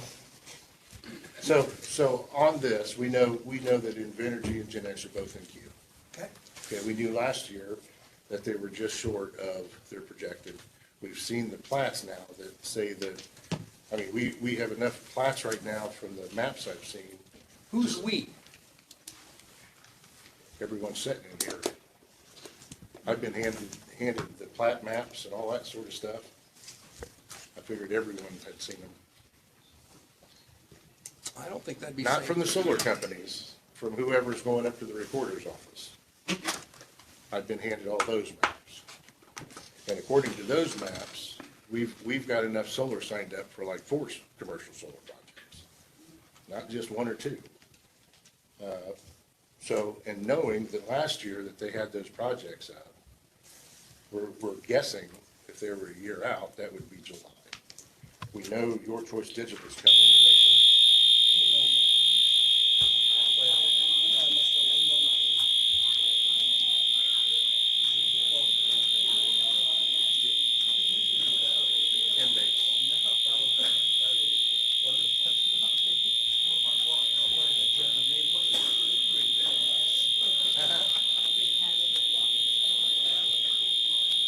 Mr. Blickfield, what's the protocol? Have some order. We don't smell smoke yet.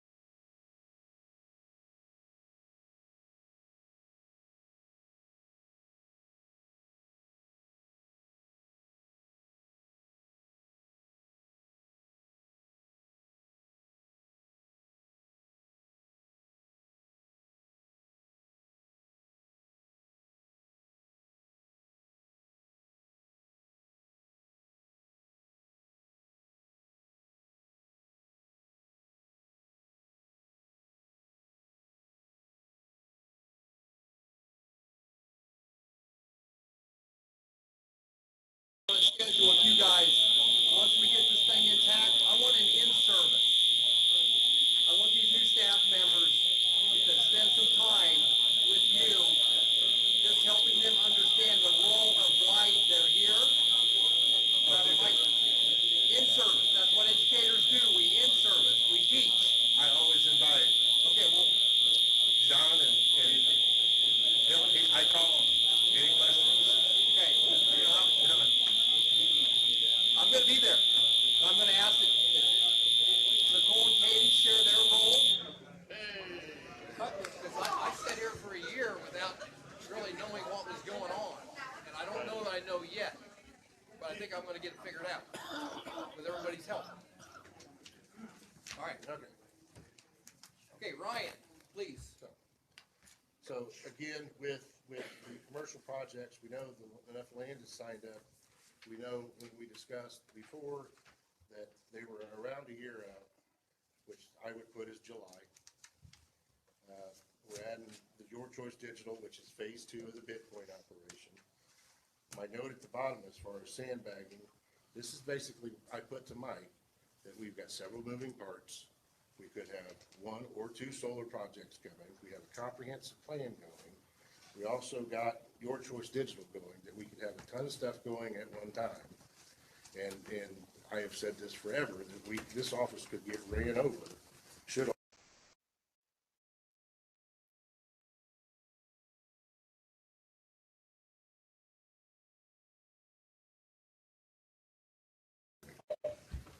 that was my point. Because we've said in here, Go ahead. oh, I'm sorry. No, when you're done. You know, we've said in here, like we talk about rules of procedure. Indiana Planning Association says that would be a 2-month exercise. We're at 2 years, 2 months, trying to get it finished. That's my concern. When we get in here and these projects come in, the clock starts. I mean, once they come out of advisory committee, there's 60 days to public hearing. There's 10 days to certification. So once these things start, you can't just stop. Who sets the 60-day time frame? That's your Indiana code. Same thing that we did for ordinances. David, is there any possibility of ever asking for an extension of that in the event that we wouldn't be coming together as planned? Off the top of my head, I would say I don't know why you couldn't, but I don't have that code in front of me, and I don't want to give you an ironclad answer to that. Could you look into that for us, please? I don't like being under pressure, Sure. okay? That's, I don't like being under pressure. So please look into that.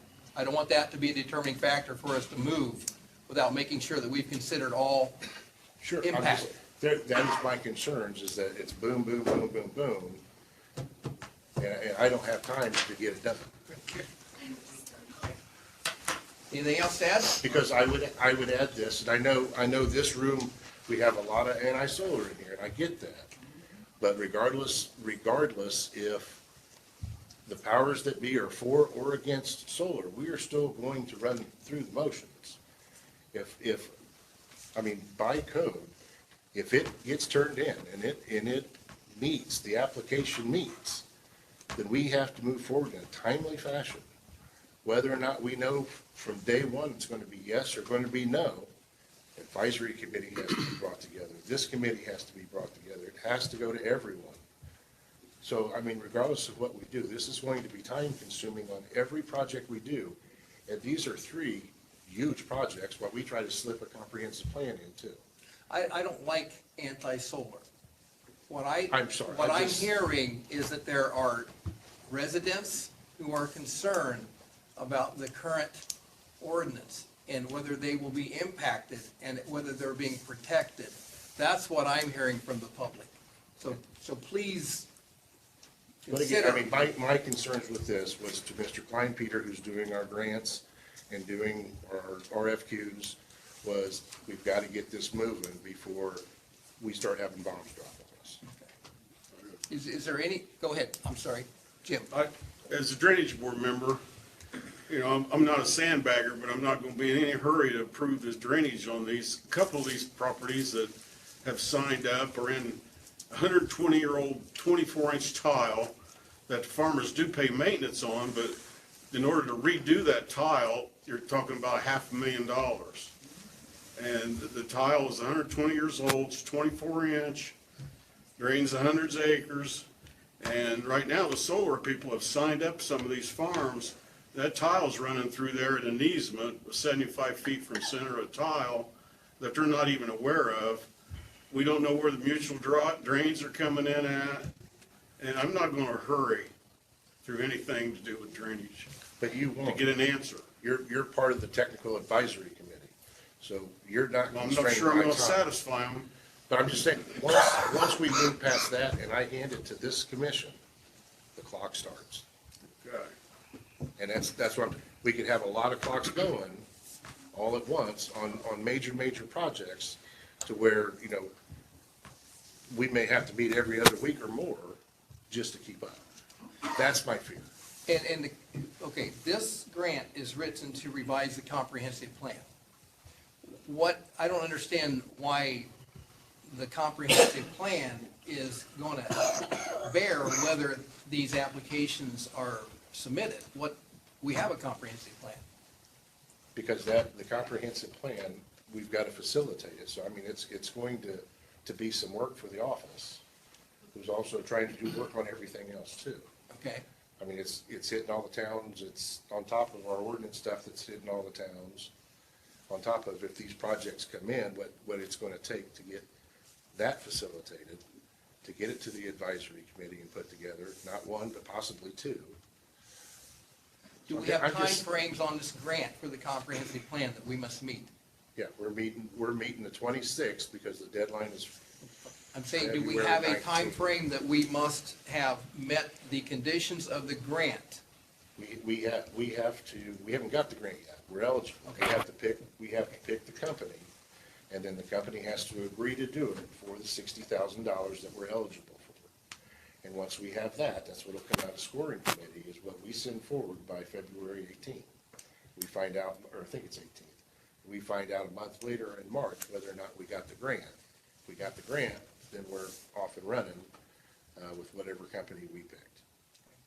I just know what trying to beat a time thing resulted with the ordinance. That we were pushed to try and get something in the books before July 1, trying to avoid what the state might mandate to us. And look where we're at. In that case, that was the same situation. Once the Area Plan Commission got it in November, it had 60 days to get it to public hearing, and it took 6 months. Okay, I'm just saying that I think that if we hadn't been faced with that July anticipation of the state coming out with an ordinance, that we may have been able to develop an ordinance that was more pleasing than the one that we have now, based on whoever has feelings about it. Okay.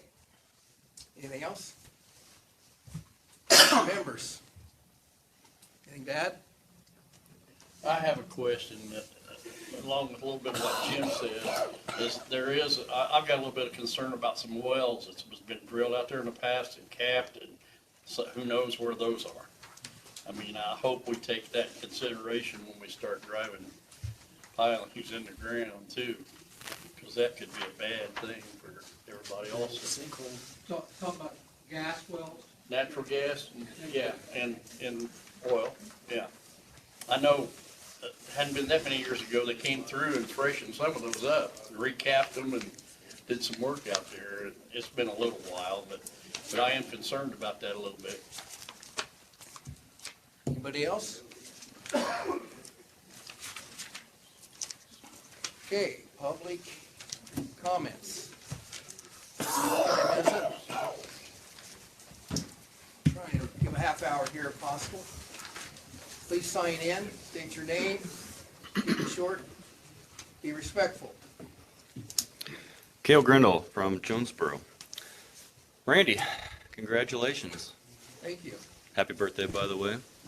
Be nice to see this part of the government put on the Atkins diet, clean it up a little bit.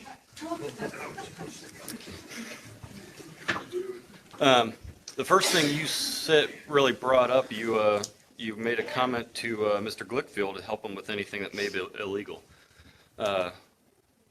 David, we brought it up in the past. and maybe it was, maybe you had already said something about it, but the fact that ordinance draft 7 is legal based on the public hearing, draft 4 never had a public hearing, so I wondered if you had a chance to tell at least the APCs, their commissioners, which particular ordinance is legal. You know, I've learned a lot since I was asked that question. It appears that the procedures were probably, I'm gonna say, because I've not heard from the commissioners or their attorney, I've been trying to get a hold of him for a while now, to ask him that question. But the bottom line is, the only way we're gonna know that is for someone who's affected by that to file some sort of declaratory action and ask the court if that ordinance is a valid ordinance. That's the only way I see how anyone is going to really have an answer to that question. So wouldn't it make sense then to put a hold on any applications that could come in based on that ordinance? Based on the question of the legality of the ordinance? My fear on that is if you do that, and obviously I just saw those for the first time, the amounts of those projects. If it's done and we're wrong, the potential damages to the county could be astronomical. And now, I'm not the county attorney, I'm only here for these guys, but that type of action would be incredibly risky and could subject the county to a huge lawsuit. That's why I say the safest way to handle it is when someone comes forward who's affected, maybe it's a local resident next to it who is concerned about their property value going down because of it, hiring an attorney and filing what's called a declaratory action. In other words, you're asking a judge to make a ruling on, is this valid or is this not valid? From what I've heard, I think there's an argument that it's not valid, but I'm not the one the judge is ultimately making that decision. So based on what you just said, there has to be a damaged party. And potentially damaged, yes.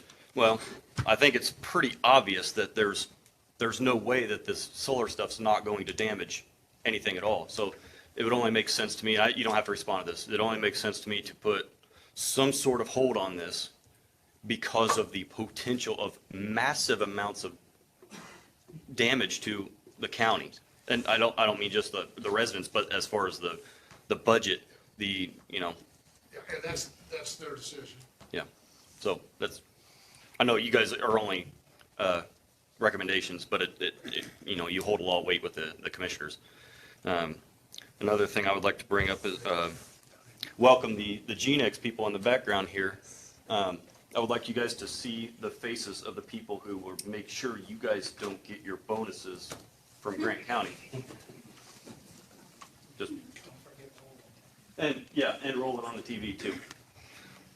Kind of off script here. I don't have a script. Crap,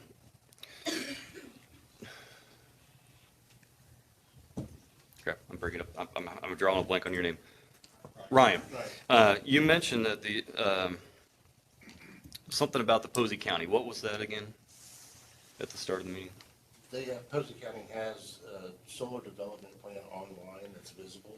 Okay, so are you wanting to copy that because the Posey County ordinance only has what I'll say is a very it has 100-foot setbacks, so they're very pro-solar in that. I actually found the Posey County because of a discussion in the drainage board. They were putting together a checklist. So wouldn't it make sense for us to think that maybe you're wanting to copy this application based off the very pro-solar ordinance that was passed by Posey County? It had to do with showing the drainage board what a drainage plan actually looks like. They thought they were going to come up with a page or two checklist on drainage, and the drainage plan for Posey County was about that thing. So it's not the fact that Posey County's is even less restrictive than the illegal draft 4. It's because I found Posey County is one of the few I've found online that's available. Okay. for public. All right. That's all I had. Okay, thank you. Thank you. Anyone else like to speak?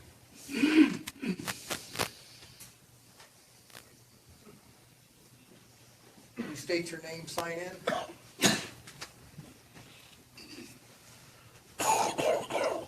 As long as the fire alarm doesn't go off, be okay. I about jumped out of my skin.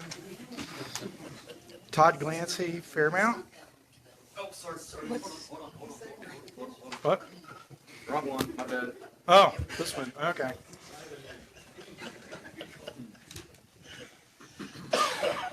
I'm gonna change what I was gonna say a little bit. So, what I wanted to say to begin with, you guys have added it in to what you were talking about as far as the different, not just solar or wind, but you're also talking about adding in farm operations, right? Livestock. My point that I want to bring out is bring it to a different perspective, okay? Mankind's been raising livestock for thousands of years, right? We should kind of know how to do that. But it still takes for a farm operation to build and maintain and run a farm operation. We got to come in, and they have to come in and do a zoning, right? To build a new operation. And it's not easy, and it's not quick, right? And it should be. It should be looked over to look at the rest of the community and how it affects it. But we still do that for something that we've done as human beings for thousands of years. To put in perspective of what solar is it was, I want to get my dates right, 1905, 119 years ago. We have a young lady back here that's almost that old. We're talking about one generation of human beings have been on the, that's this young lady back here.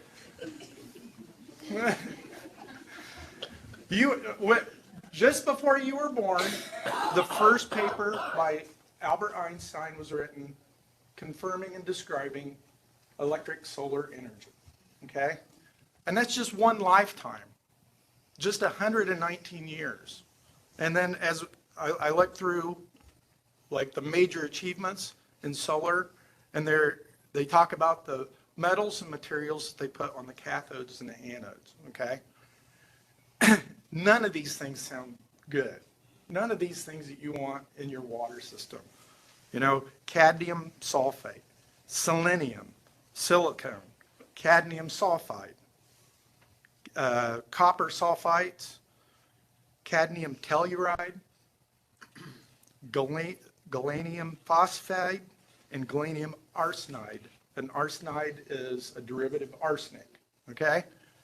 You put all these things out, it's okay, and it's a good experiment, right, to do on private property, on maybe schools in a small area. We're talking about covering miles of area with something that's absolutely in the R&D phase. There's no way around that. In 2000,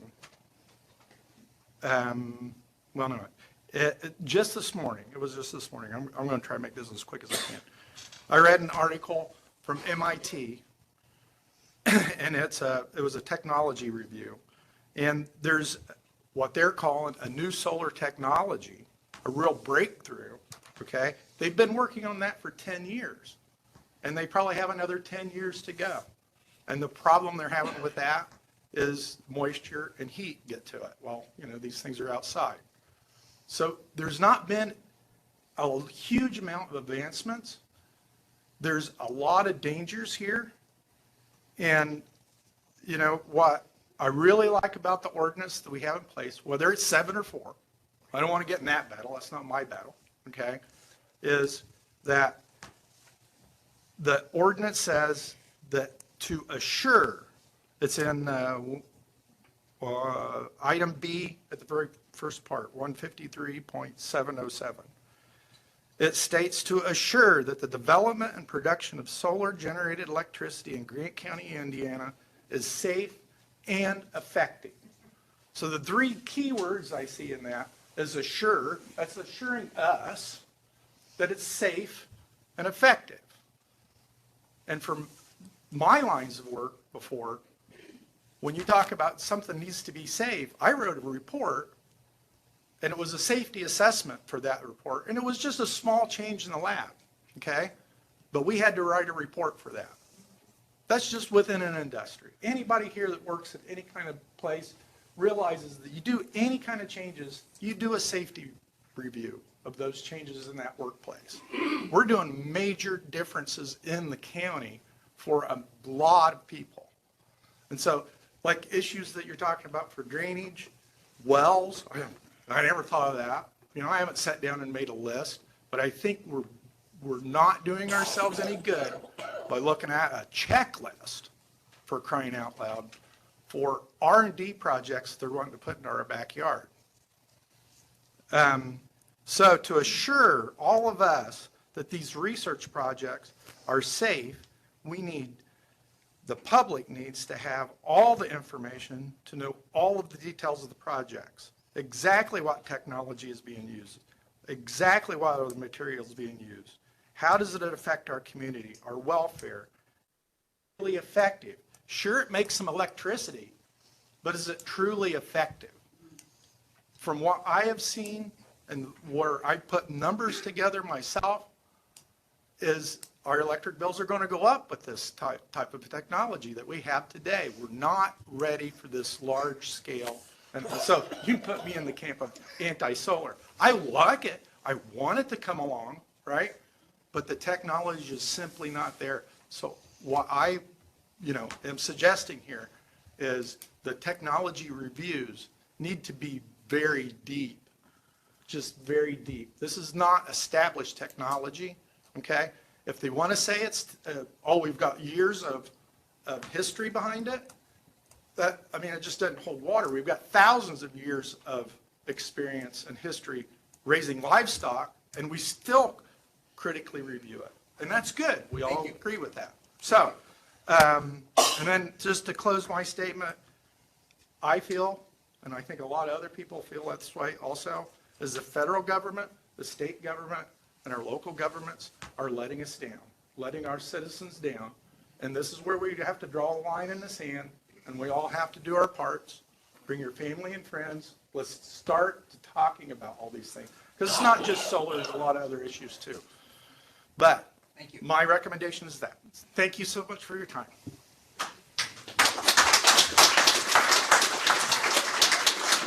Anyone else like to speak, please? State your name, sign, address. Good evening, Ed Hartman. I'm going to get a little bit technical here. I'm going to try not to get too much. In preparing an ordinance, Indiana Code 3674-603, in preparing and considering proposals under the 600 series, the Plan Commission and the legislative body shall pay reasonable regard to, 1, the comprehensive plan. I'll come back to that. 2, current conditions and the character of current structures and uses in each district. 3, the most desirable use for which the land in each district is adapted. The conservation of property values throughout the jurisdiction, and responsible development and growth. I think our ordinances do not cover all that very well. The comprehensive plan. Suddenly we want to rush through a new comprehensive plan. Why?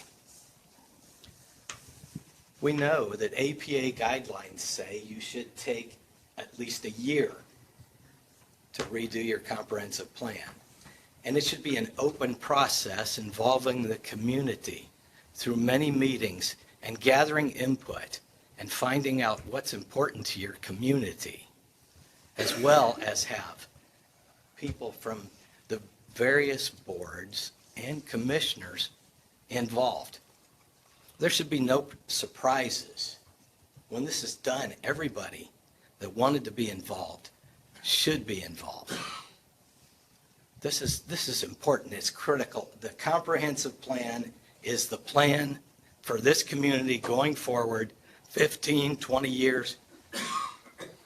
Communities that need to review it every 5 years are communities that are under phenomenal growth. Things are changing rapidly. That doesn't quite fit us. We can stretch out a little longer, probably.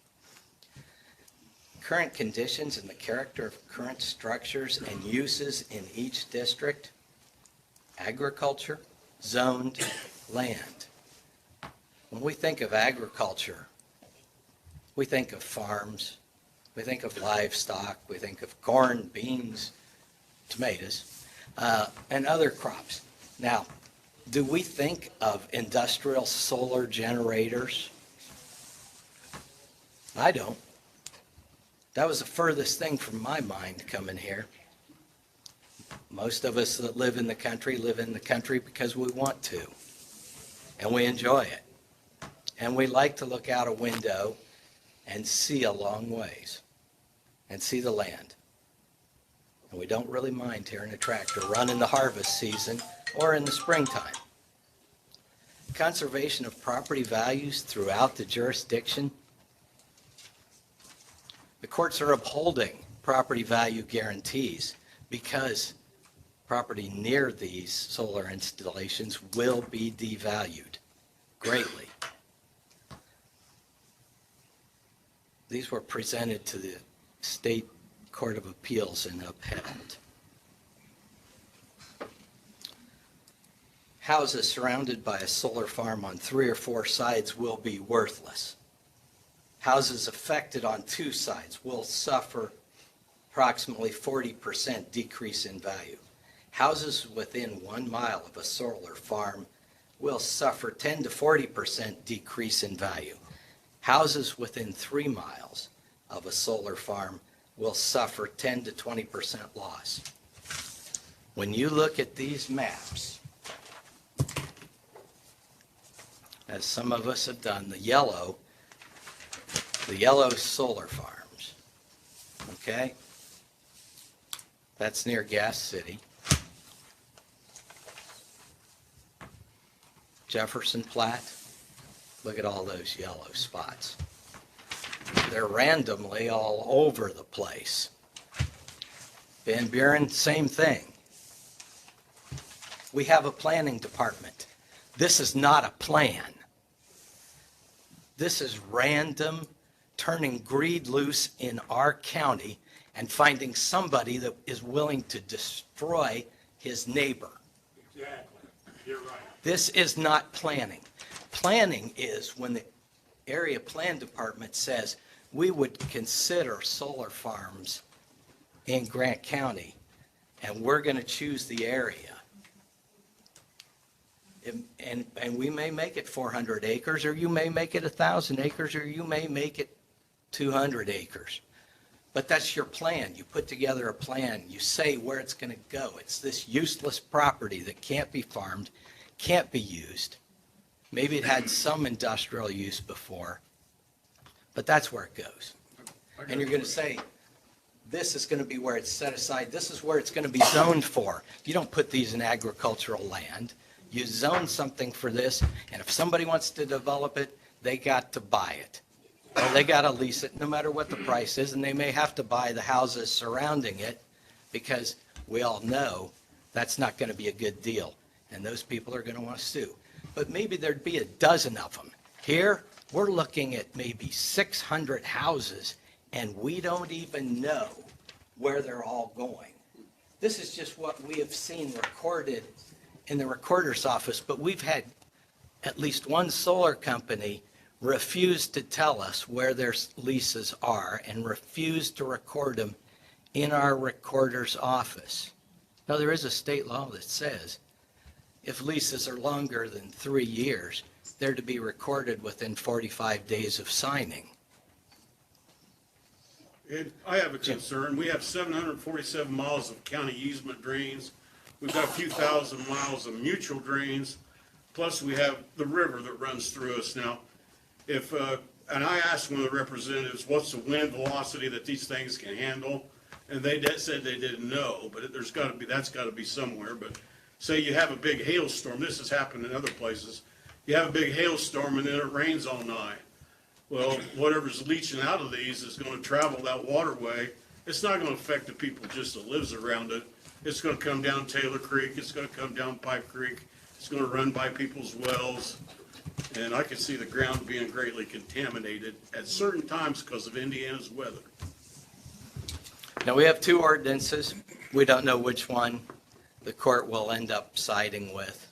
And I'm gonna give you another person's time, so make it quick. Okay. I just thought I needed to state that because I worry about our water quality. Yeah, there are a lot of concerns, and they're big concerns, and they're not exaggerated, and they're not blown up. These are things that are happening elsewhere in this country. Now, out in California, they've been doing this for about 20 years. And you know what? According to the Harvard Business Review, their dumps are filling up with solar panels, and they're worried about the chemicals, the dangerous chemicals that are in them, breaking out when the solar cells break and leaching out eventually into groundwater. Do we want that concern here in Indiana? Maybe we seem to overlook any problems. We're not learning from somebody else. We're just going ahead. The solar companies came here and they signed up whoever would sign up for them. And that's why you see this map that looks ridiculous. It looks like there is no plan, because there was no plan. And there was a solar ordinance, draft 4, developed to please the solar companies, not regulate them. That's all I got to say for the moment. We've got about 15 minutes.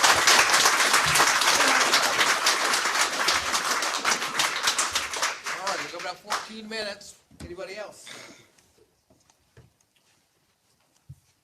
Good evening, ladies and gentlemen of the APC. Mr. Atkins, congrats on your new appointment. I'm going to try to be quick. Here's the pen. I'm Dallas Street. I'm over from the Van Buren area. I was at the last meeting, and I'll say this again. Everyone in this room can talk about how bad solar is, so I'm not going to waste your time. I want to talk about some other things. Roland Rosario is on the screen. He's been in this entire meeting. For those of you that don't know, he's the Vice President of Project Development for GeneX Solar, right? So this meeting's obviously pretty important to him. He must have found out that we're a little bit pissed off. Trina Rodebush, she's the Director of Community Relations. Can you raise your hand? Right here, taking notes. Director to me means I'm in charge. Do you want the rest of my 3 minutes? Do you want to come talk? You're more than welcome. Okay, it won't be about solar. Everyone else can talk about solar. But Director of Community Relations, so I hope you write down everything you're hearing, okay? Because we're going to fight this tooth and nail. Mr. Malat, I'm going to focus on you. I think you're confused about what the term sandbagging means. In my previous professional background, I use the term frequently. Sandbagging is to slow something down and to weigh something down. So when we hear your email read aloud talking about the APC or the citizens sandbagging this for you, we all know what it means, regardless of how you try to twist it. We know what it means. And that email just sealed the deal on what your intentions are. So I'm going to tell you the same thing I'm going to tell Mr. Rosario, Mrs. Rodebush, we're coming for you. Mr. Breedy, thank you for stepping down. We appreciate that. We've learned what we needed to learn. We appreciate you stepping down. Mr. Malat, it is my suggestion that you listen to the citizens of the county and maybe recommend to the commissioners they vote on a moratorium until we can figure out what's going on. Because we're not going to stop. I said at the last meeting, we'll keep coming back. We may not have 250 plus. When it warms up, we might get back to that number. If we're not being heard, we'll probably get back to that number. And I'll tell you right now, we're growing. Our numbers are growing. Our email list is growing. Mr. Glickfield, you mentioned a lawsuit to figure out which ordinance is legal. I have a feeling that's on the way. Just a heads up. There are a bunch of us that'll be affected. We have, from Mr. Malat's words, we have until July to figure out what we're doing. So we have from now until July to come forward with this lawsuit. Again, I'll leave you all with this. we're coming, and I don't think we're going to stop until this industrial solar thing stops, because we are firm believers in what this county was made of and what it should continue to run on. Thank you.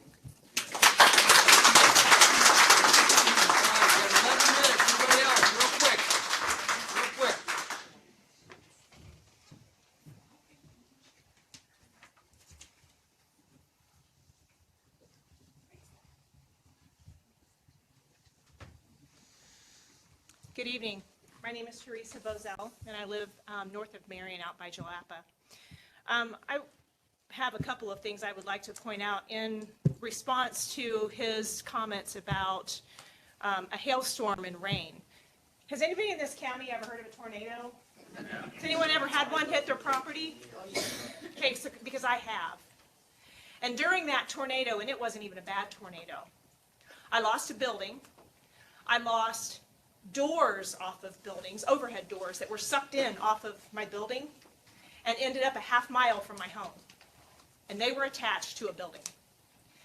I have a neighbor that was 2 miles away, had a semi-trailer parked in his, out by his building, not attached to a truck or tractor.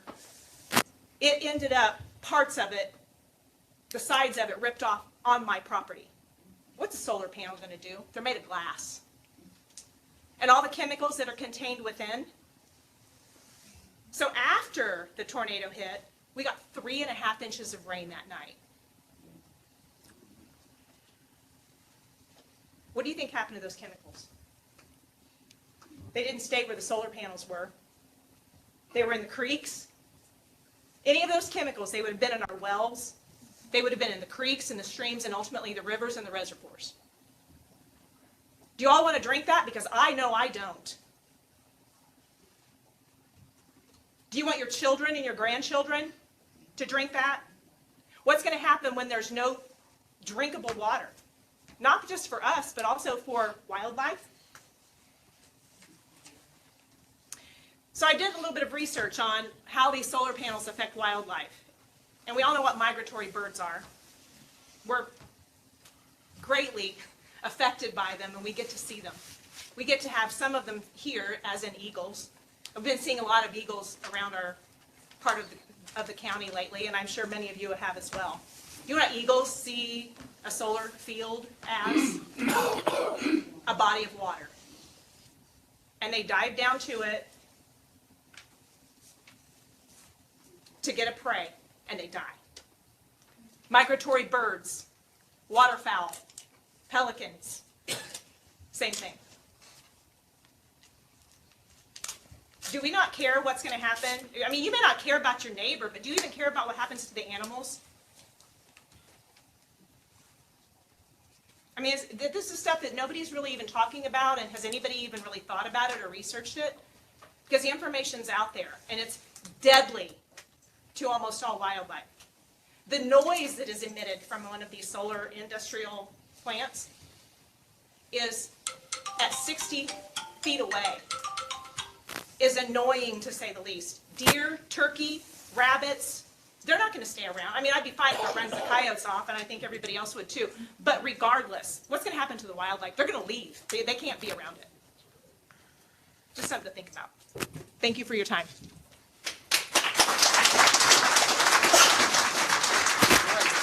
Two more, please. Two more people would like to speak. We're going to limit it to 2. Anyone else?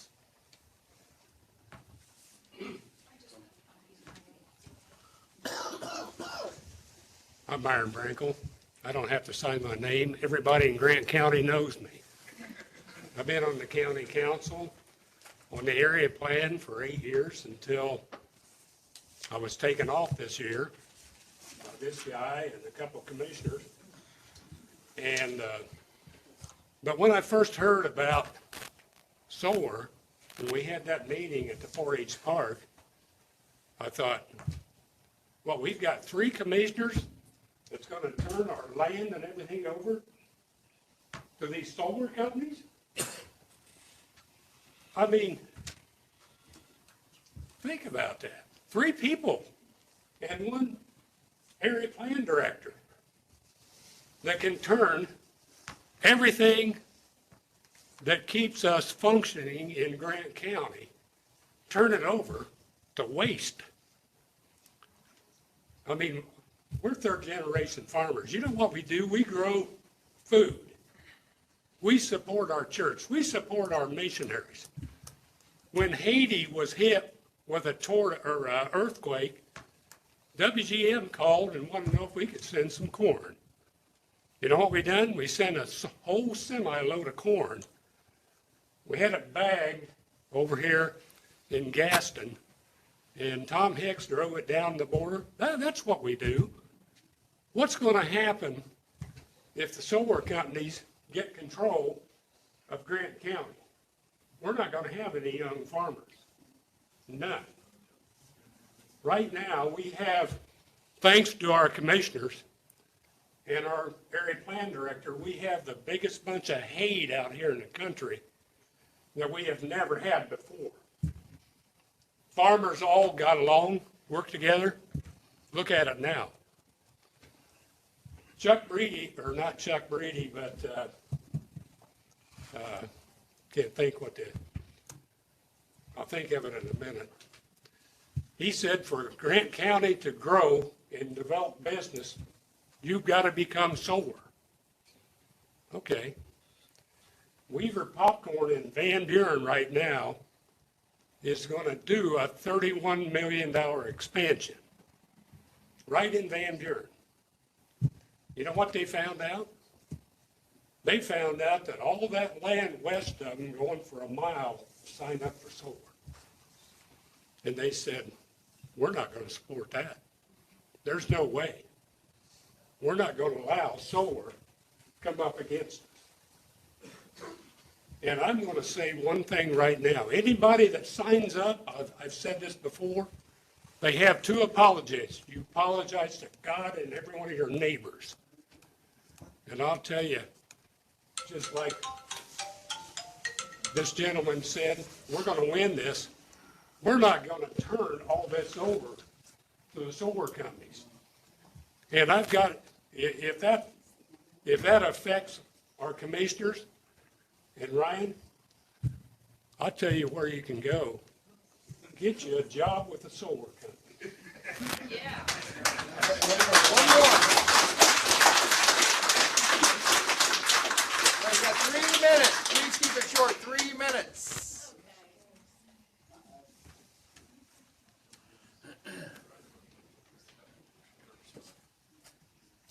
Don't tread on me.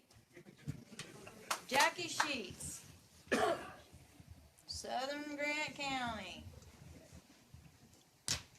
Don't tread on me. Don't tread on me. Don't tread on me. That's all I got to say.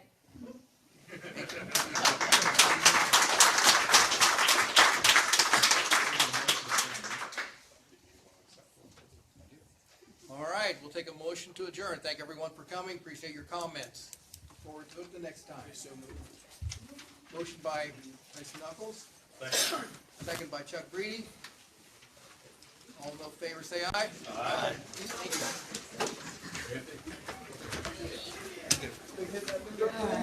you.